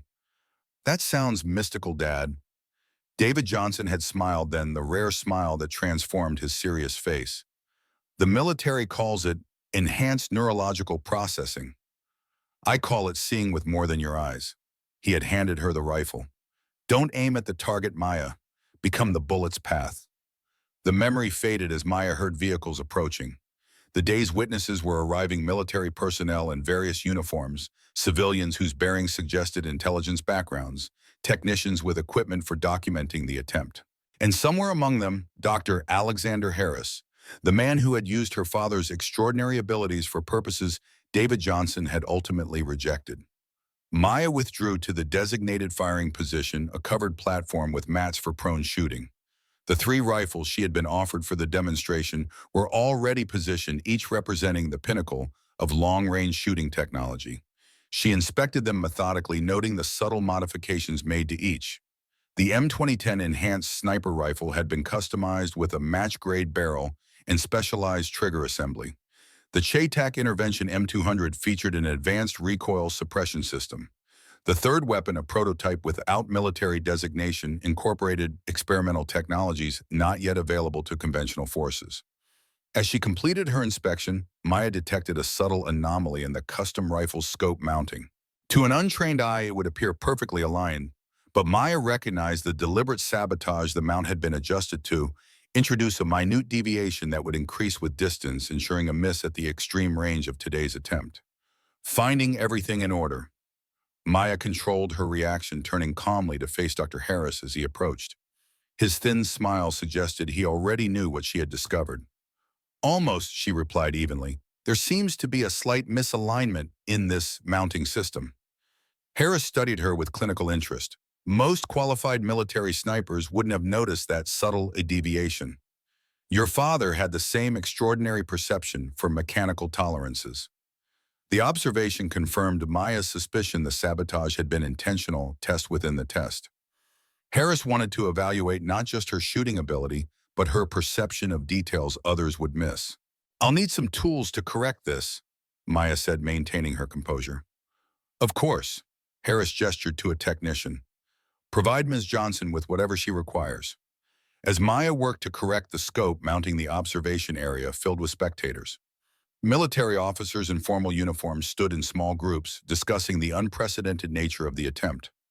Scientific personnel established monitoring equipment to record environmental conditions and bullet trajectory.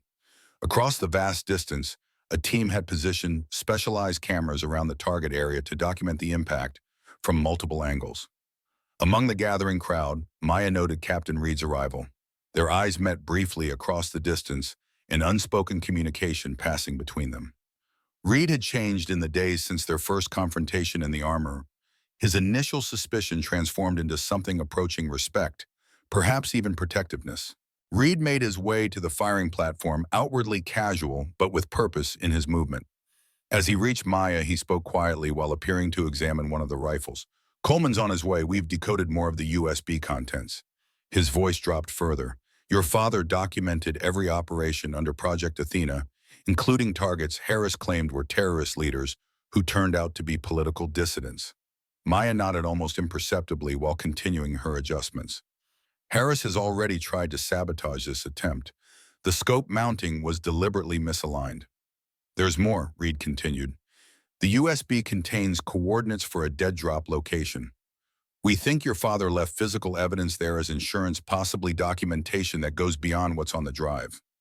Before Maya could respond, Martinez approached, his expression conveying warning. Harris was moving toward them, accompanied by 2 men whose civilian clothing couldn't disguise their military bearing. Captain Reed, Harris acknowledged with professional courtesy that didn't reach his eyes. I wasn't aware you'd be joining us today. Supporting a fellow soldier, Reed replied smoothly. Ms. Johnson may be a civilian contractor now, but her father was one of our finest.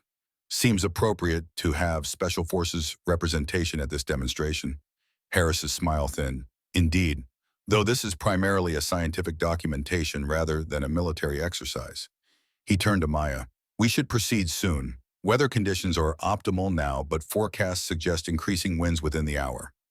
Maya completed her corrections to the scope, mounting her movements precise and unhurried despite the pressure. She had performed under more challenging conditions during her father's training, including sessions where he had deliberately introduced mechanical failures she needed to identify and correct before completing difficult shots. As the final preparations were made, Colonel Coleman arrived with an air of authority that parted the gathered observers.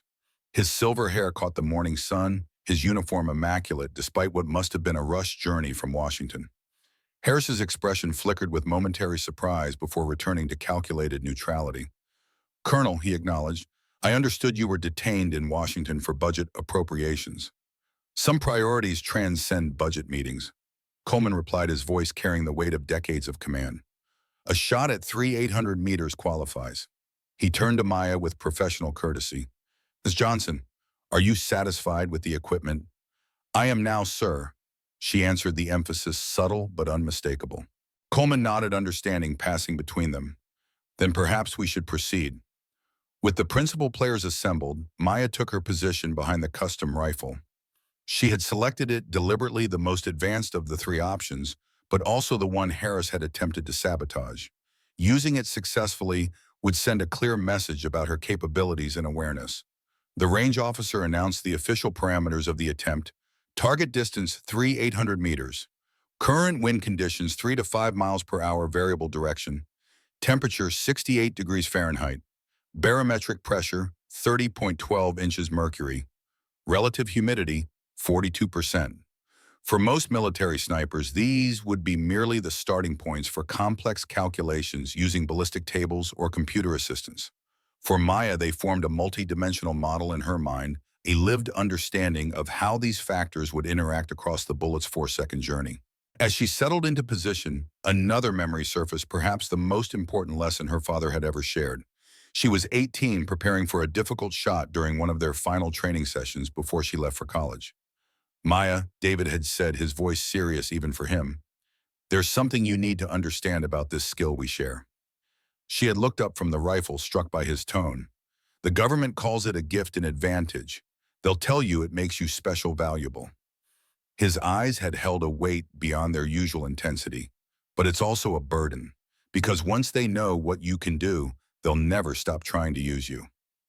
Is that what happened to you? She had asked, finally voicing the question that had lingered between them for years. I made choices, he had answered after a long pause. Some I'm proud of, others keep me awake at night. He had placed his hand on the rifle. This is just a tool, Maya. The moral weight comes from how you choose to use it. Never let anyone take that choice from you. The memory dissolved as Maya completed her preparations. The gathered observers had fallen silent, aware they were witnessing something extraordinary. Through the scope, the target appeared as little more than a speck at the extreme distance, a standard military silhouette specially reinforced with electronic sensors to register the impact. Maya made final adjustments based on her environmental reading rather than the digital displays that technicians had set up nearby. The scope settings now reflected calculations that went beyond conventional ballistics, incorporating variables her father had identified as critical at extreme distances, but that military doctrine had never formally recognized. Harris watched with undisguised fascination, documenting her every adjustment. To him, Maya represented the validation of theories he had pursued for decades, proof that the abilities he had studied in her father could be passed down, refined, perhaps even enhanced. As Maya established her breathing rhythm, the world around her seemed to recede. The murmurs of observers, the electronic hum of monitoring equipment, even her own physical sensations all faded into background awareness as she entered the state of focused consciousness her father had taught her. Not meditation exactly, but a heightened perception where mind and body functioned as a single integrated system rather than separate entities. In this state, Maya didn't just calculate the bullet's path, She experienced it feeling rather than thinking through the complex interplay of forces that would guide the projectile to its target. Gravity 1 resistance, spin drift, Coriolis effect, atmospheric density layers all became intuitive rather than mathematical. Her finger found the trigger with the same naturalness as taking a breath. The pressure increased gradually, a perfect application of force that would break the firing pin's resistance without disturbing the rifle's alignment. The shot, when it came, seemed almost incidental. After such complete preparation, the rifle's report echoing across the range as the bullet began its long journey through space and time. For the nearly 4 seconds of flight time, Maya maintained perfect position, tracking through the scope as the bullet traveled across an impossible distance. Through specialized observation equipment, the gathered witnesses followed the bullet's vapor trail as it curved through the morning air, arcing high to counteract gravity before descending toward the distant target. The silence was absolute, every observer holding their breath as the projectile completed its journey.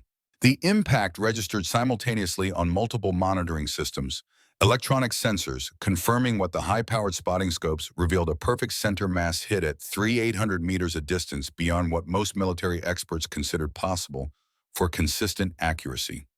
The range erupted in controlled excitement, military personnel exchanging glances of professional appreciation, scientists reviewing data with growing excitement, technicians confirming what instruments had recorded. A shot that should have been mathematically improbable, if not impossible, executed with the casual precision of absolute mastery. Maya rose from the firing position with the fluid economy of movement that characterized everything she did. Her expression revealed nothing of the significance of what she had just accomplished, a shot that extended the boundaries of known marksmanship, that validated her father's legacy, that confirmed everything Harris had suspected about her abilities. Harris approached with barely contained excitement, scientific objectivity temporarily overcome by the validation of decades of research. "Extraordinary," he said, reviewing the data streaming to his tablet. "Better results than even your father achieved under controlled conditions." The deviation from point of aim was less than 3 centimeters at nearly 4 kilometers. Maya met his gaze steadily. "My father could have made that shot. He chose not to demonstrate the full extent of his abilities to your program." A flicker of annoyance crossed Harris's features before his scientific enthusiasm reasserted itself. "Perhaps, but you've confirmed what we've long theorized, that these extraordinary processing capabilities can be inherited, perhaps even enhanced in subsequent generations." He gestured to his assistants, who began packing equipment with practiced efficiency. "We'll continue this discussion at our research facility. Transport is already arranged." "That won't be necessary, Dr. Harris." Colonel Coleman's voice cut through the congratulatory atmosphere, his authority evident in every syllable. He approached with Reed and Martinez flanking him, their postures suggesting more than casual support. "Ms. Johnson's demonstration is complete," Coleman continued. "As agreed, she has fulfilled her obligation to your program." Harris's expression hardened, the scientific facade giving way to something colder and more calculated. "Colonel, this matter falls under Presidential Finding 1327. Ms. Johnson's abilities represent a national security asset that requires proper management and development." "I'm well aware of the finding," Coleman replied evenly. "I'm also aware of Executive Order 1033, which prohibits assassination of foreign nationals, except under specific presidential authorization, and the constitutional protections against targeting American citizens." He held up a secure digital tablet. "Protections that Project Athena appears to have violated repeatedly, according to documents we've recently reviewed." The implication hung in the air between them. Coleman had accessed the evidence David Johnson had secured before his death, the documentation of operations that had crossed legal and ethical boundaries under Harris's direction. Harris's expression didn't change, but something shifted in his eyes, a recalculation of possibilities, an assessment of new variables. "Those documents are classified at the highest level. Accessing them without proper authorization constitutes a federal offense, as does using government resources for unauthorized eliminations," Coleman countered, "particularly when those eliminations target American citizens exercising their constitutional rights." The standoff between them represented more than a personal confrontation. It was the collision of institutional forces, the visible manifestation of a shadow war that had been fought within government agencies for decades. Harris represented programs that operated beyond oversight, that viewed constitutional protections as inconvenient obstacles to national security. Coleman embodied the military tradition that placed duty to the Constitution above all other considerations. Maya watched the exchange with outward calm, though her mind was processing tactical options should the situation deteriorate.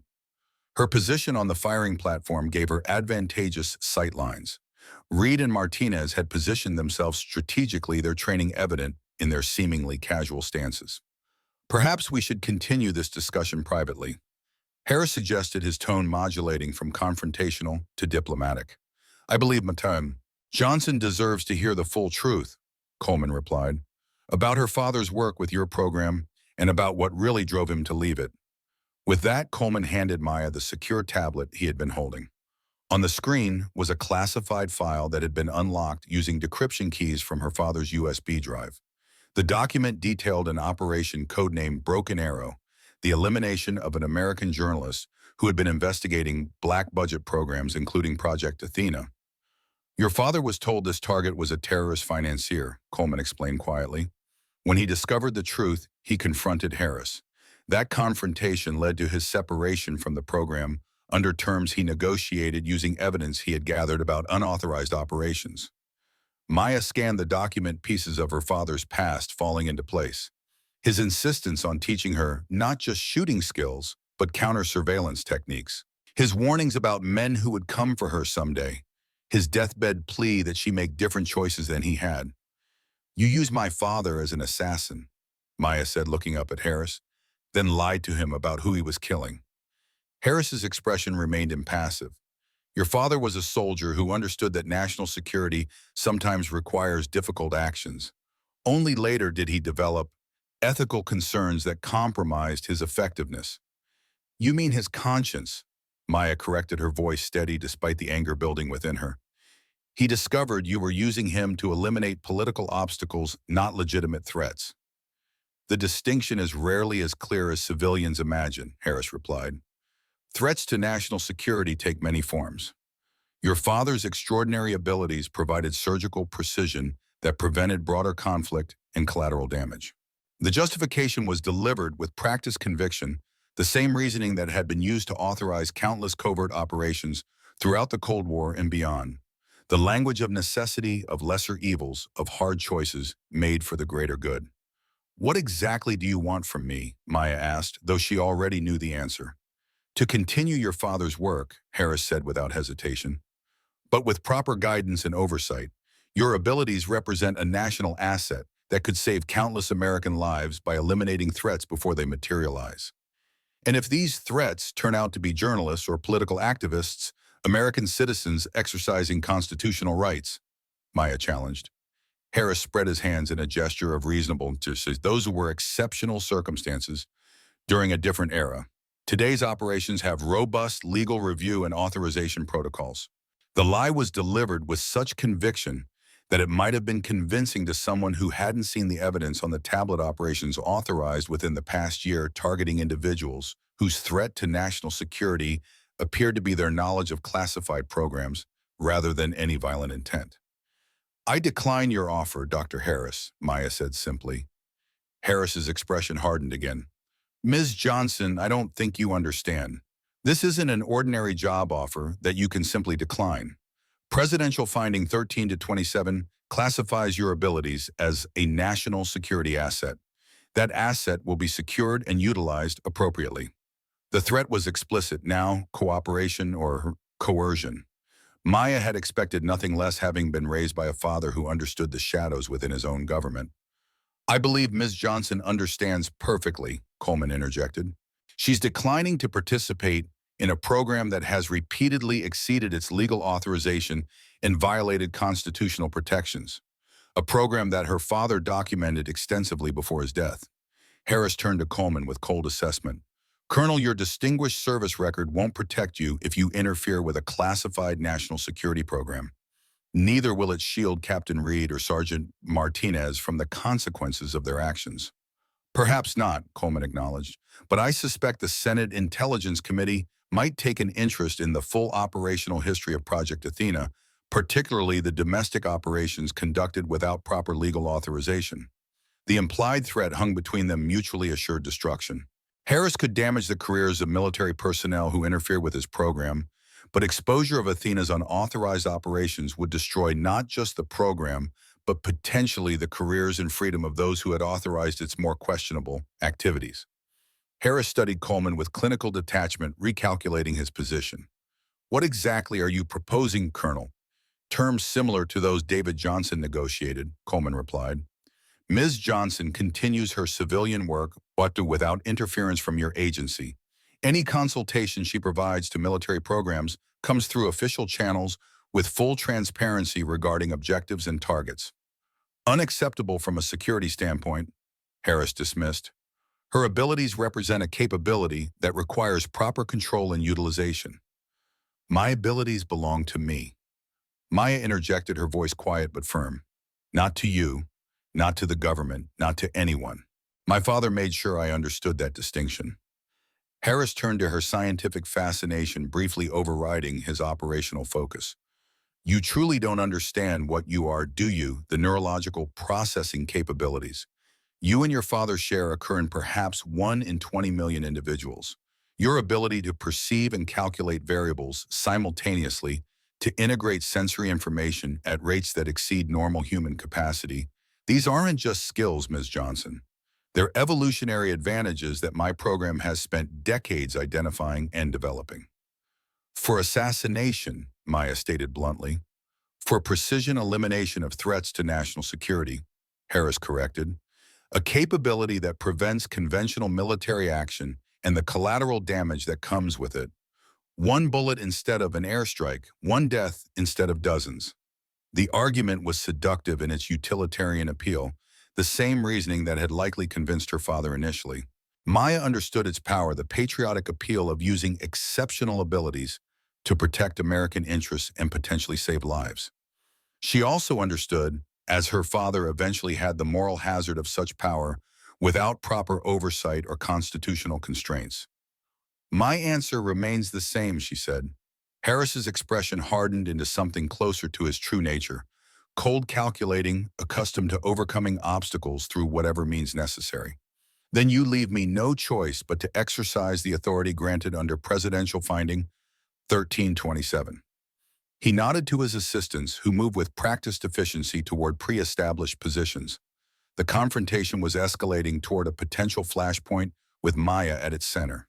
Before the situation could deteriorate further, Reed stepped forward, positioning himself beside Maya. "Deshrab, Harris, before you take any action, you should know that Lieutenant General Harmon has been fully briefed on this situation." The introduction of a three-star general's name into the confrontation caused Harris to pause, recalculating once again. "General Harmon has no operational authority over my program," he stated, though with less certainty than before. "Perhaps not," Martinez added, joining the conversation. "But as Deputy Commander of Joint Special Operations Command, he does have the ear of the National Security Council. I believe he's briefing them as we speak, using materials provided from David Johnson's archives." The coordinated response revealed careful planning by Coleman, Reed, and Martinez, a multi-layered strategy to neutralize Harris's institutional advantage through parallel pressure at higher levels of government. Harris's expression revealed nothing, but his silence spoke volumes. He was reassessing in real time, calculating new probabilities based on unexpected variables. "There's another option," Maya offered into the tense silence. "One that serves both national security and constitutional principles." All eyes turned to her. "I'll establish a training program for military snipers," she continued, "sharing the techniques and understanding my father developed, but applied to legitimate military operations with proper oversight and authorization. No black operations, no assassinations disguised as counterterrorism, no targeting of American citizens."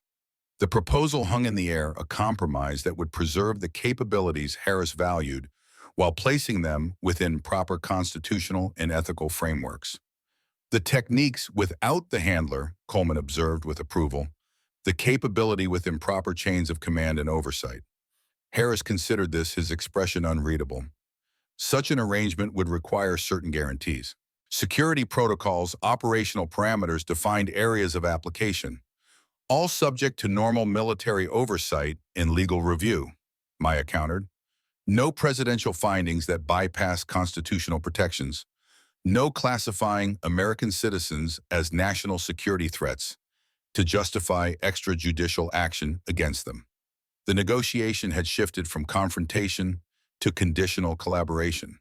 Harris recognizing that his optimal outcome was no longer achievable, Maya establishing boundaries that would prevent misuse of the knowledge she would share.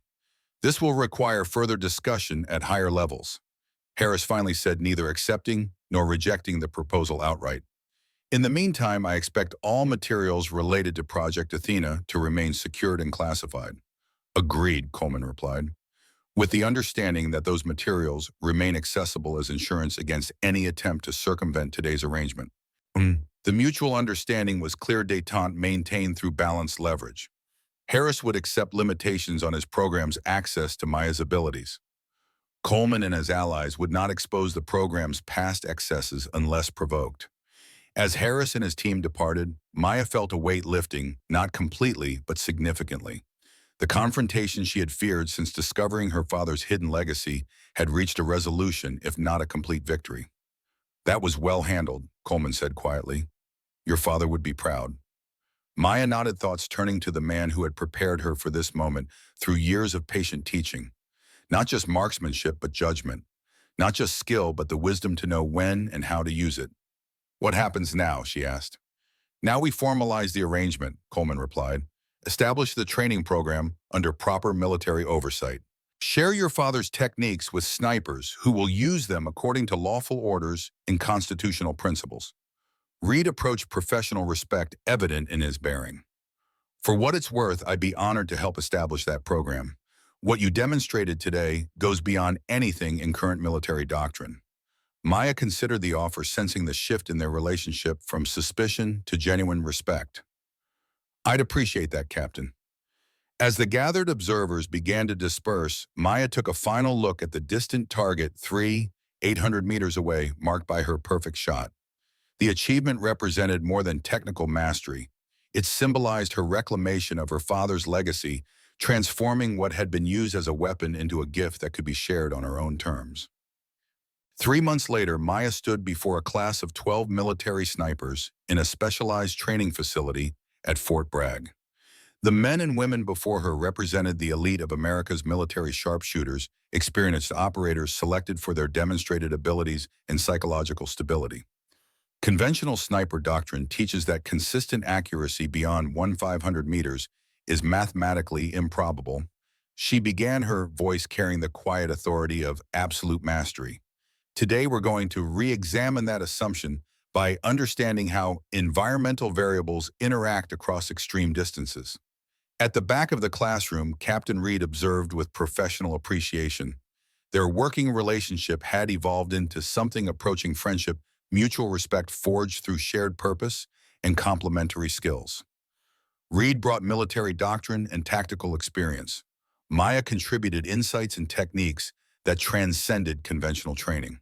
The program they had established operated under clear parameters, focused on military applications in declared combat zones, subject to normal chains of command and legal review, with no connection to the shadow operations that had characterized Project Athena. Dr. Harris had retreated to the bureaucratic shadows, his program still operational, but with reduced scope and increased oversight. The delicate balance of mutual deterrence held Coleman maintaining custody of David Johnson's documented evidence, Harris accepting limitations on his operational freedom. After the day's training concluded, Maya returned to her new office, a space that reflected her unique position as civilian consultant to military special operations.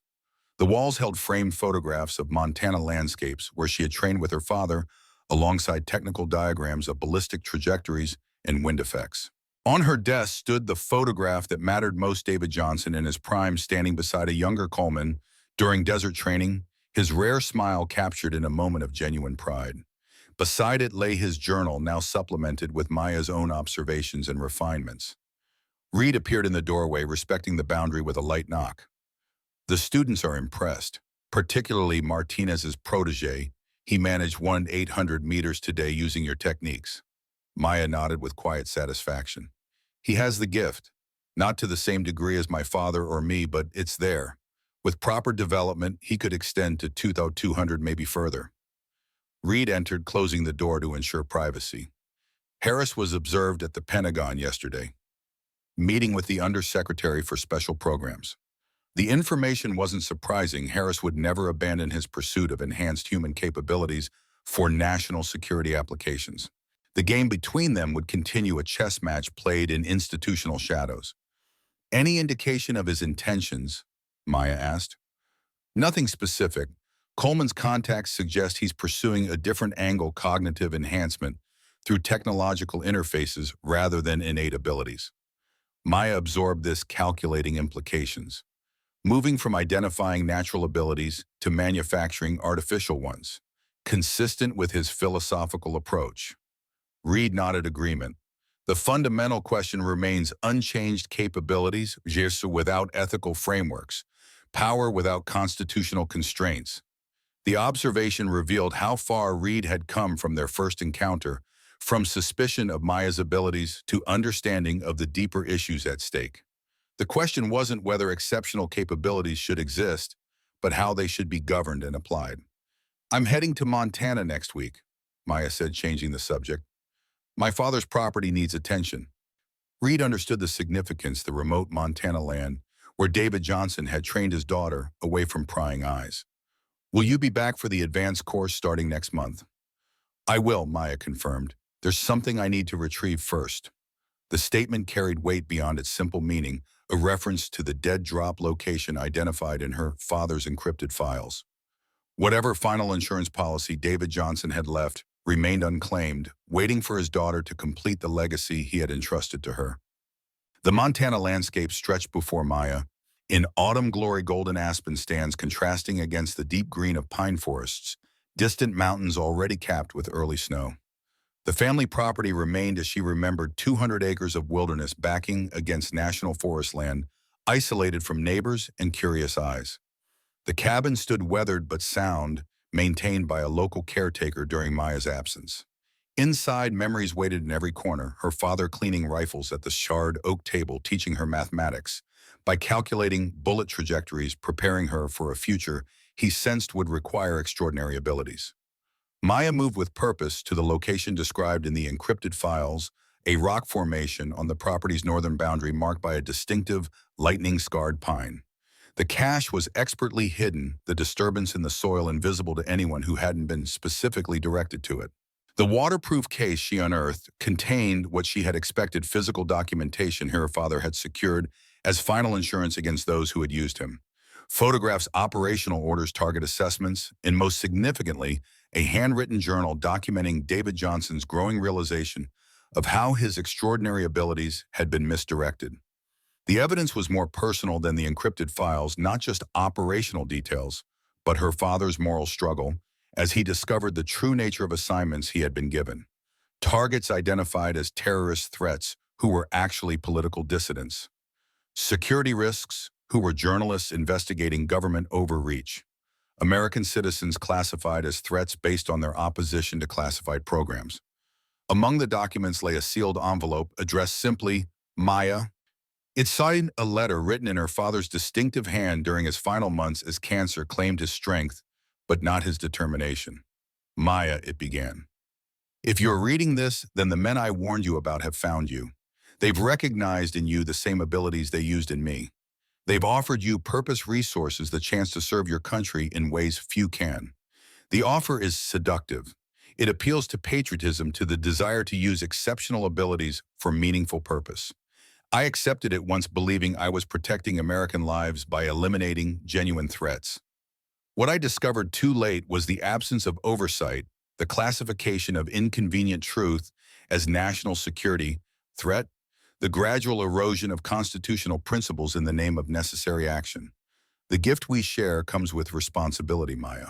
The ability to extend impact across impossible distances carries moral weight that transcends institutional authority or patriotic appeal. I taught you these skills not so you could follow my path, but so you could choose your own with full awareness of the consequences. Not so you could become a weapon aimed by others, but so you could protect yourself from those who would use you as they used me. Whatever choice you make, remember the skill itself is neutral. The moral weight comes from how you choose to apply it and whether that choice is truly yours. With love and faith in your judgment, Dad. Maya folded the letter carefully, returning it to its envelope. Her father had anticipated this moment years before it arrived, preparing her not just with skills, but with the wisdom to apply them according to her own moral compass, rather than institutional direction. Standing in the fading Montana light, Maya felt a sense of completion, not of her journey, but of her understanding of what had come before. David Johnson had not just been an exceptional shooter. He had been a man who discovered the courage to question his role in operations that violated the principles he had sworn to defend. His legacy wasn't just the extraordinary abilities he had passed to his daughter, but the moral framework he had provided for their application. Not unquestioning patriotism, but thoughtful citizenship.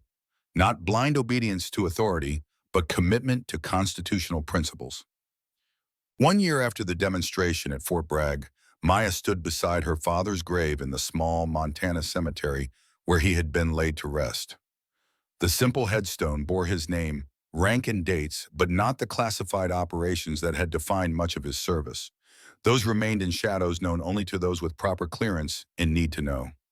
Maya placed a single bullet on the headstone, a custom round with 3800 engraved on its casing. The distance she had matched and slightly exceeded her father's longest confirmed shot, honoring his legacy while establishing her own path. "I understand now, Dad," she said softly to the silent stone, "why you taught me what you did, why you warned me about the men who would come. I've made my choice, not the one they wanted, but the one you prepared me for." The training program she had established at Fort Bragg had expanded, incorporating her father's techniques into conventional military doctrine. Dozens of snipers now applied principles once considered theoretical, extending effective ranges and saving American lives in combat operations around the world. Dr. Harris remained a presence in the shadows, occasionally testing boundaries, probing for weaknesses, never abandoning his pursuit of enhanced human capabilities for national security applications. The chess game between them continued mutual deterrence, maintaining an uneasy balance. Captain Reed had become a trusted ally and friend, his initial suspicion transformed into respect and eventually genuine connection. Their complementary strengths, her extraordinary abilities, his tactical experience, and military credibility created a partnership that transcended professional collaboration.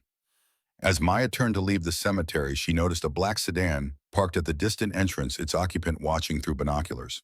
The surveillance was neither surprising nor concerning, part of the ongoing dance between competing interests within her own government. The watcher would observe her visiting her father's grave, then driving to town for supplies, then returning to the family property. What they wouldn't see was the secure satellite communication she maintained with Coleman, or the updated insurance files she had distributed to trusted associates, or the continual refinement of her contingency plans. David Johnson had taught his daughter more than marksmanship. He had taught her to anticipate moves before they were made, to prepare for scenarios others couldn't imagine, to maintain awareness of the larger game beyond immediate circumstances. Maya walked to her truck with unhurried confidence, a woman who had found her place in a complex world, not as a weapon to be aimed by others, but as a guardian of principles larger than any individual or institution. Not running from her father's legacy, but transforming it into something that honored his final understanding rather than his initial service. From a distant ridge overlooking the cemetery, Dr. Harris lowered his own specialized binoculars. Beside him, a younger colleague waited for assessment. "She's even more remarkable than her father," Harris observed. "Not just the physical abilities, but the strategic thinking. David Johnson was a weapon. His daughter is something more complex." "Do we proceed with the contingency plan?" the colleague asked. Harris considered this, weighing variables with the clinical detachment that characterized his approach to even the most human situations. "Not yet. The balance of deterrence remains effective. She has her father's evidence. We have institutional authority. Mutual assured destruction maintains equilibrium. And the training program she's established, an acceptable compromise for now," Harris replied. "The capabilities are being developed and documented, even if not under our direct control. When circumstances change, we'll reassess."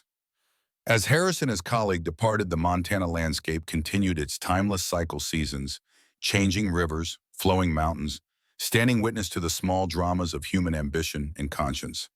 Somewhere within that vast wilderness, a woman with extraordinary abilities continued her father's legacy while charting her own course. Maya Johnson had fulfilled her father's hope not by following his path, but by understanding it fully enough to choose her own. Not by rejecting the extraordinary abilities she had inherited, but by applying them according to principles that transcended institutional direction or expedient necessity. The ghost shooter's legacy lived on not as a weapon in the shadows, but as a light illuminating a better path forward.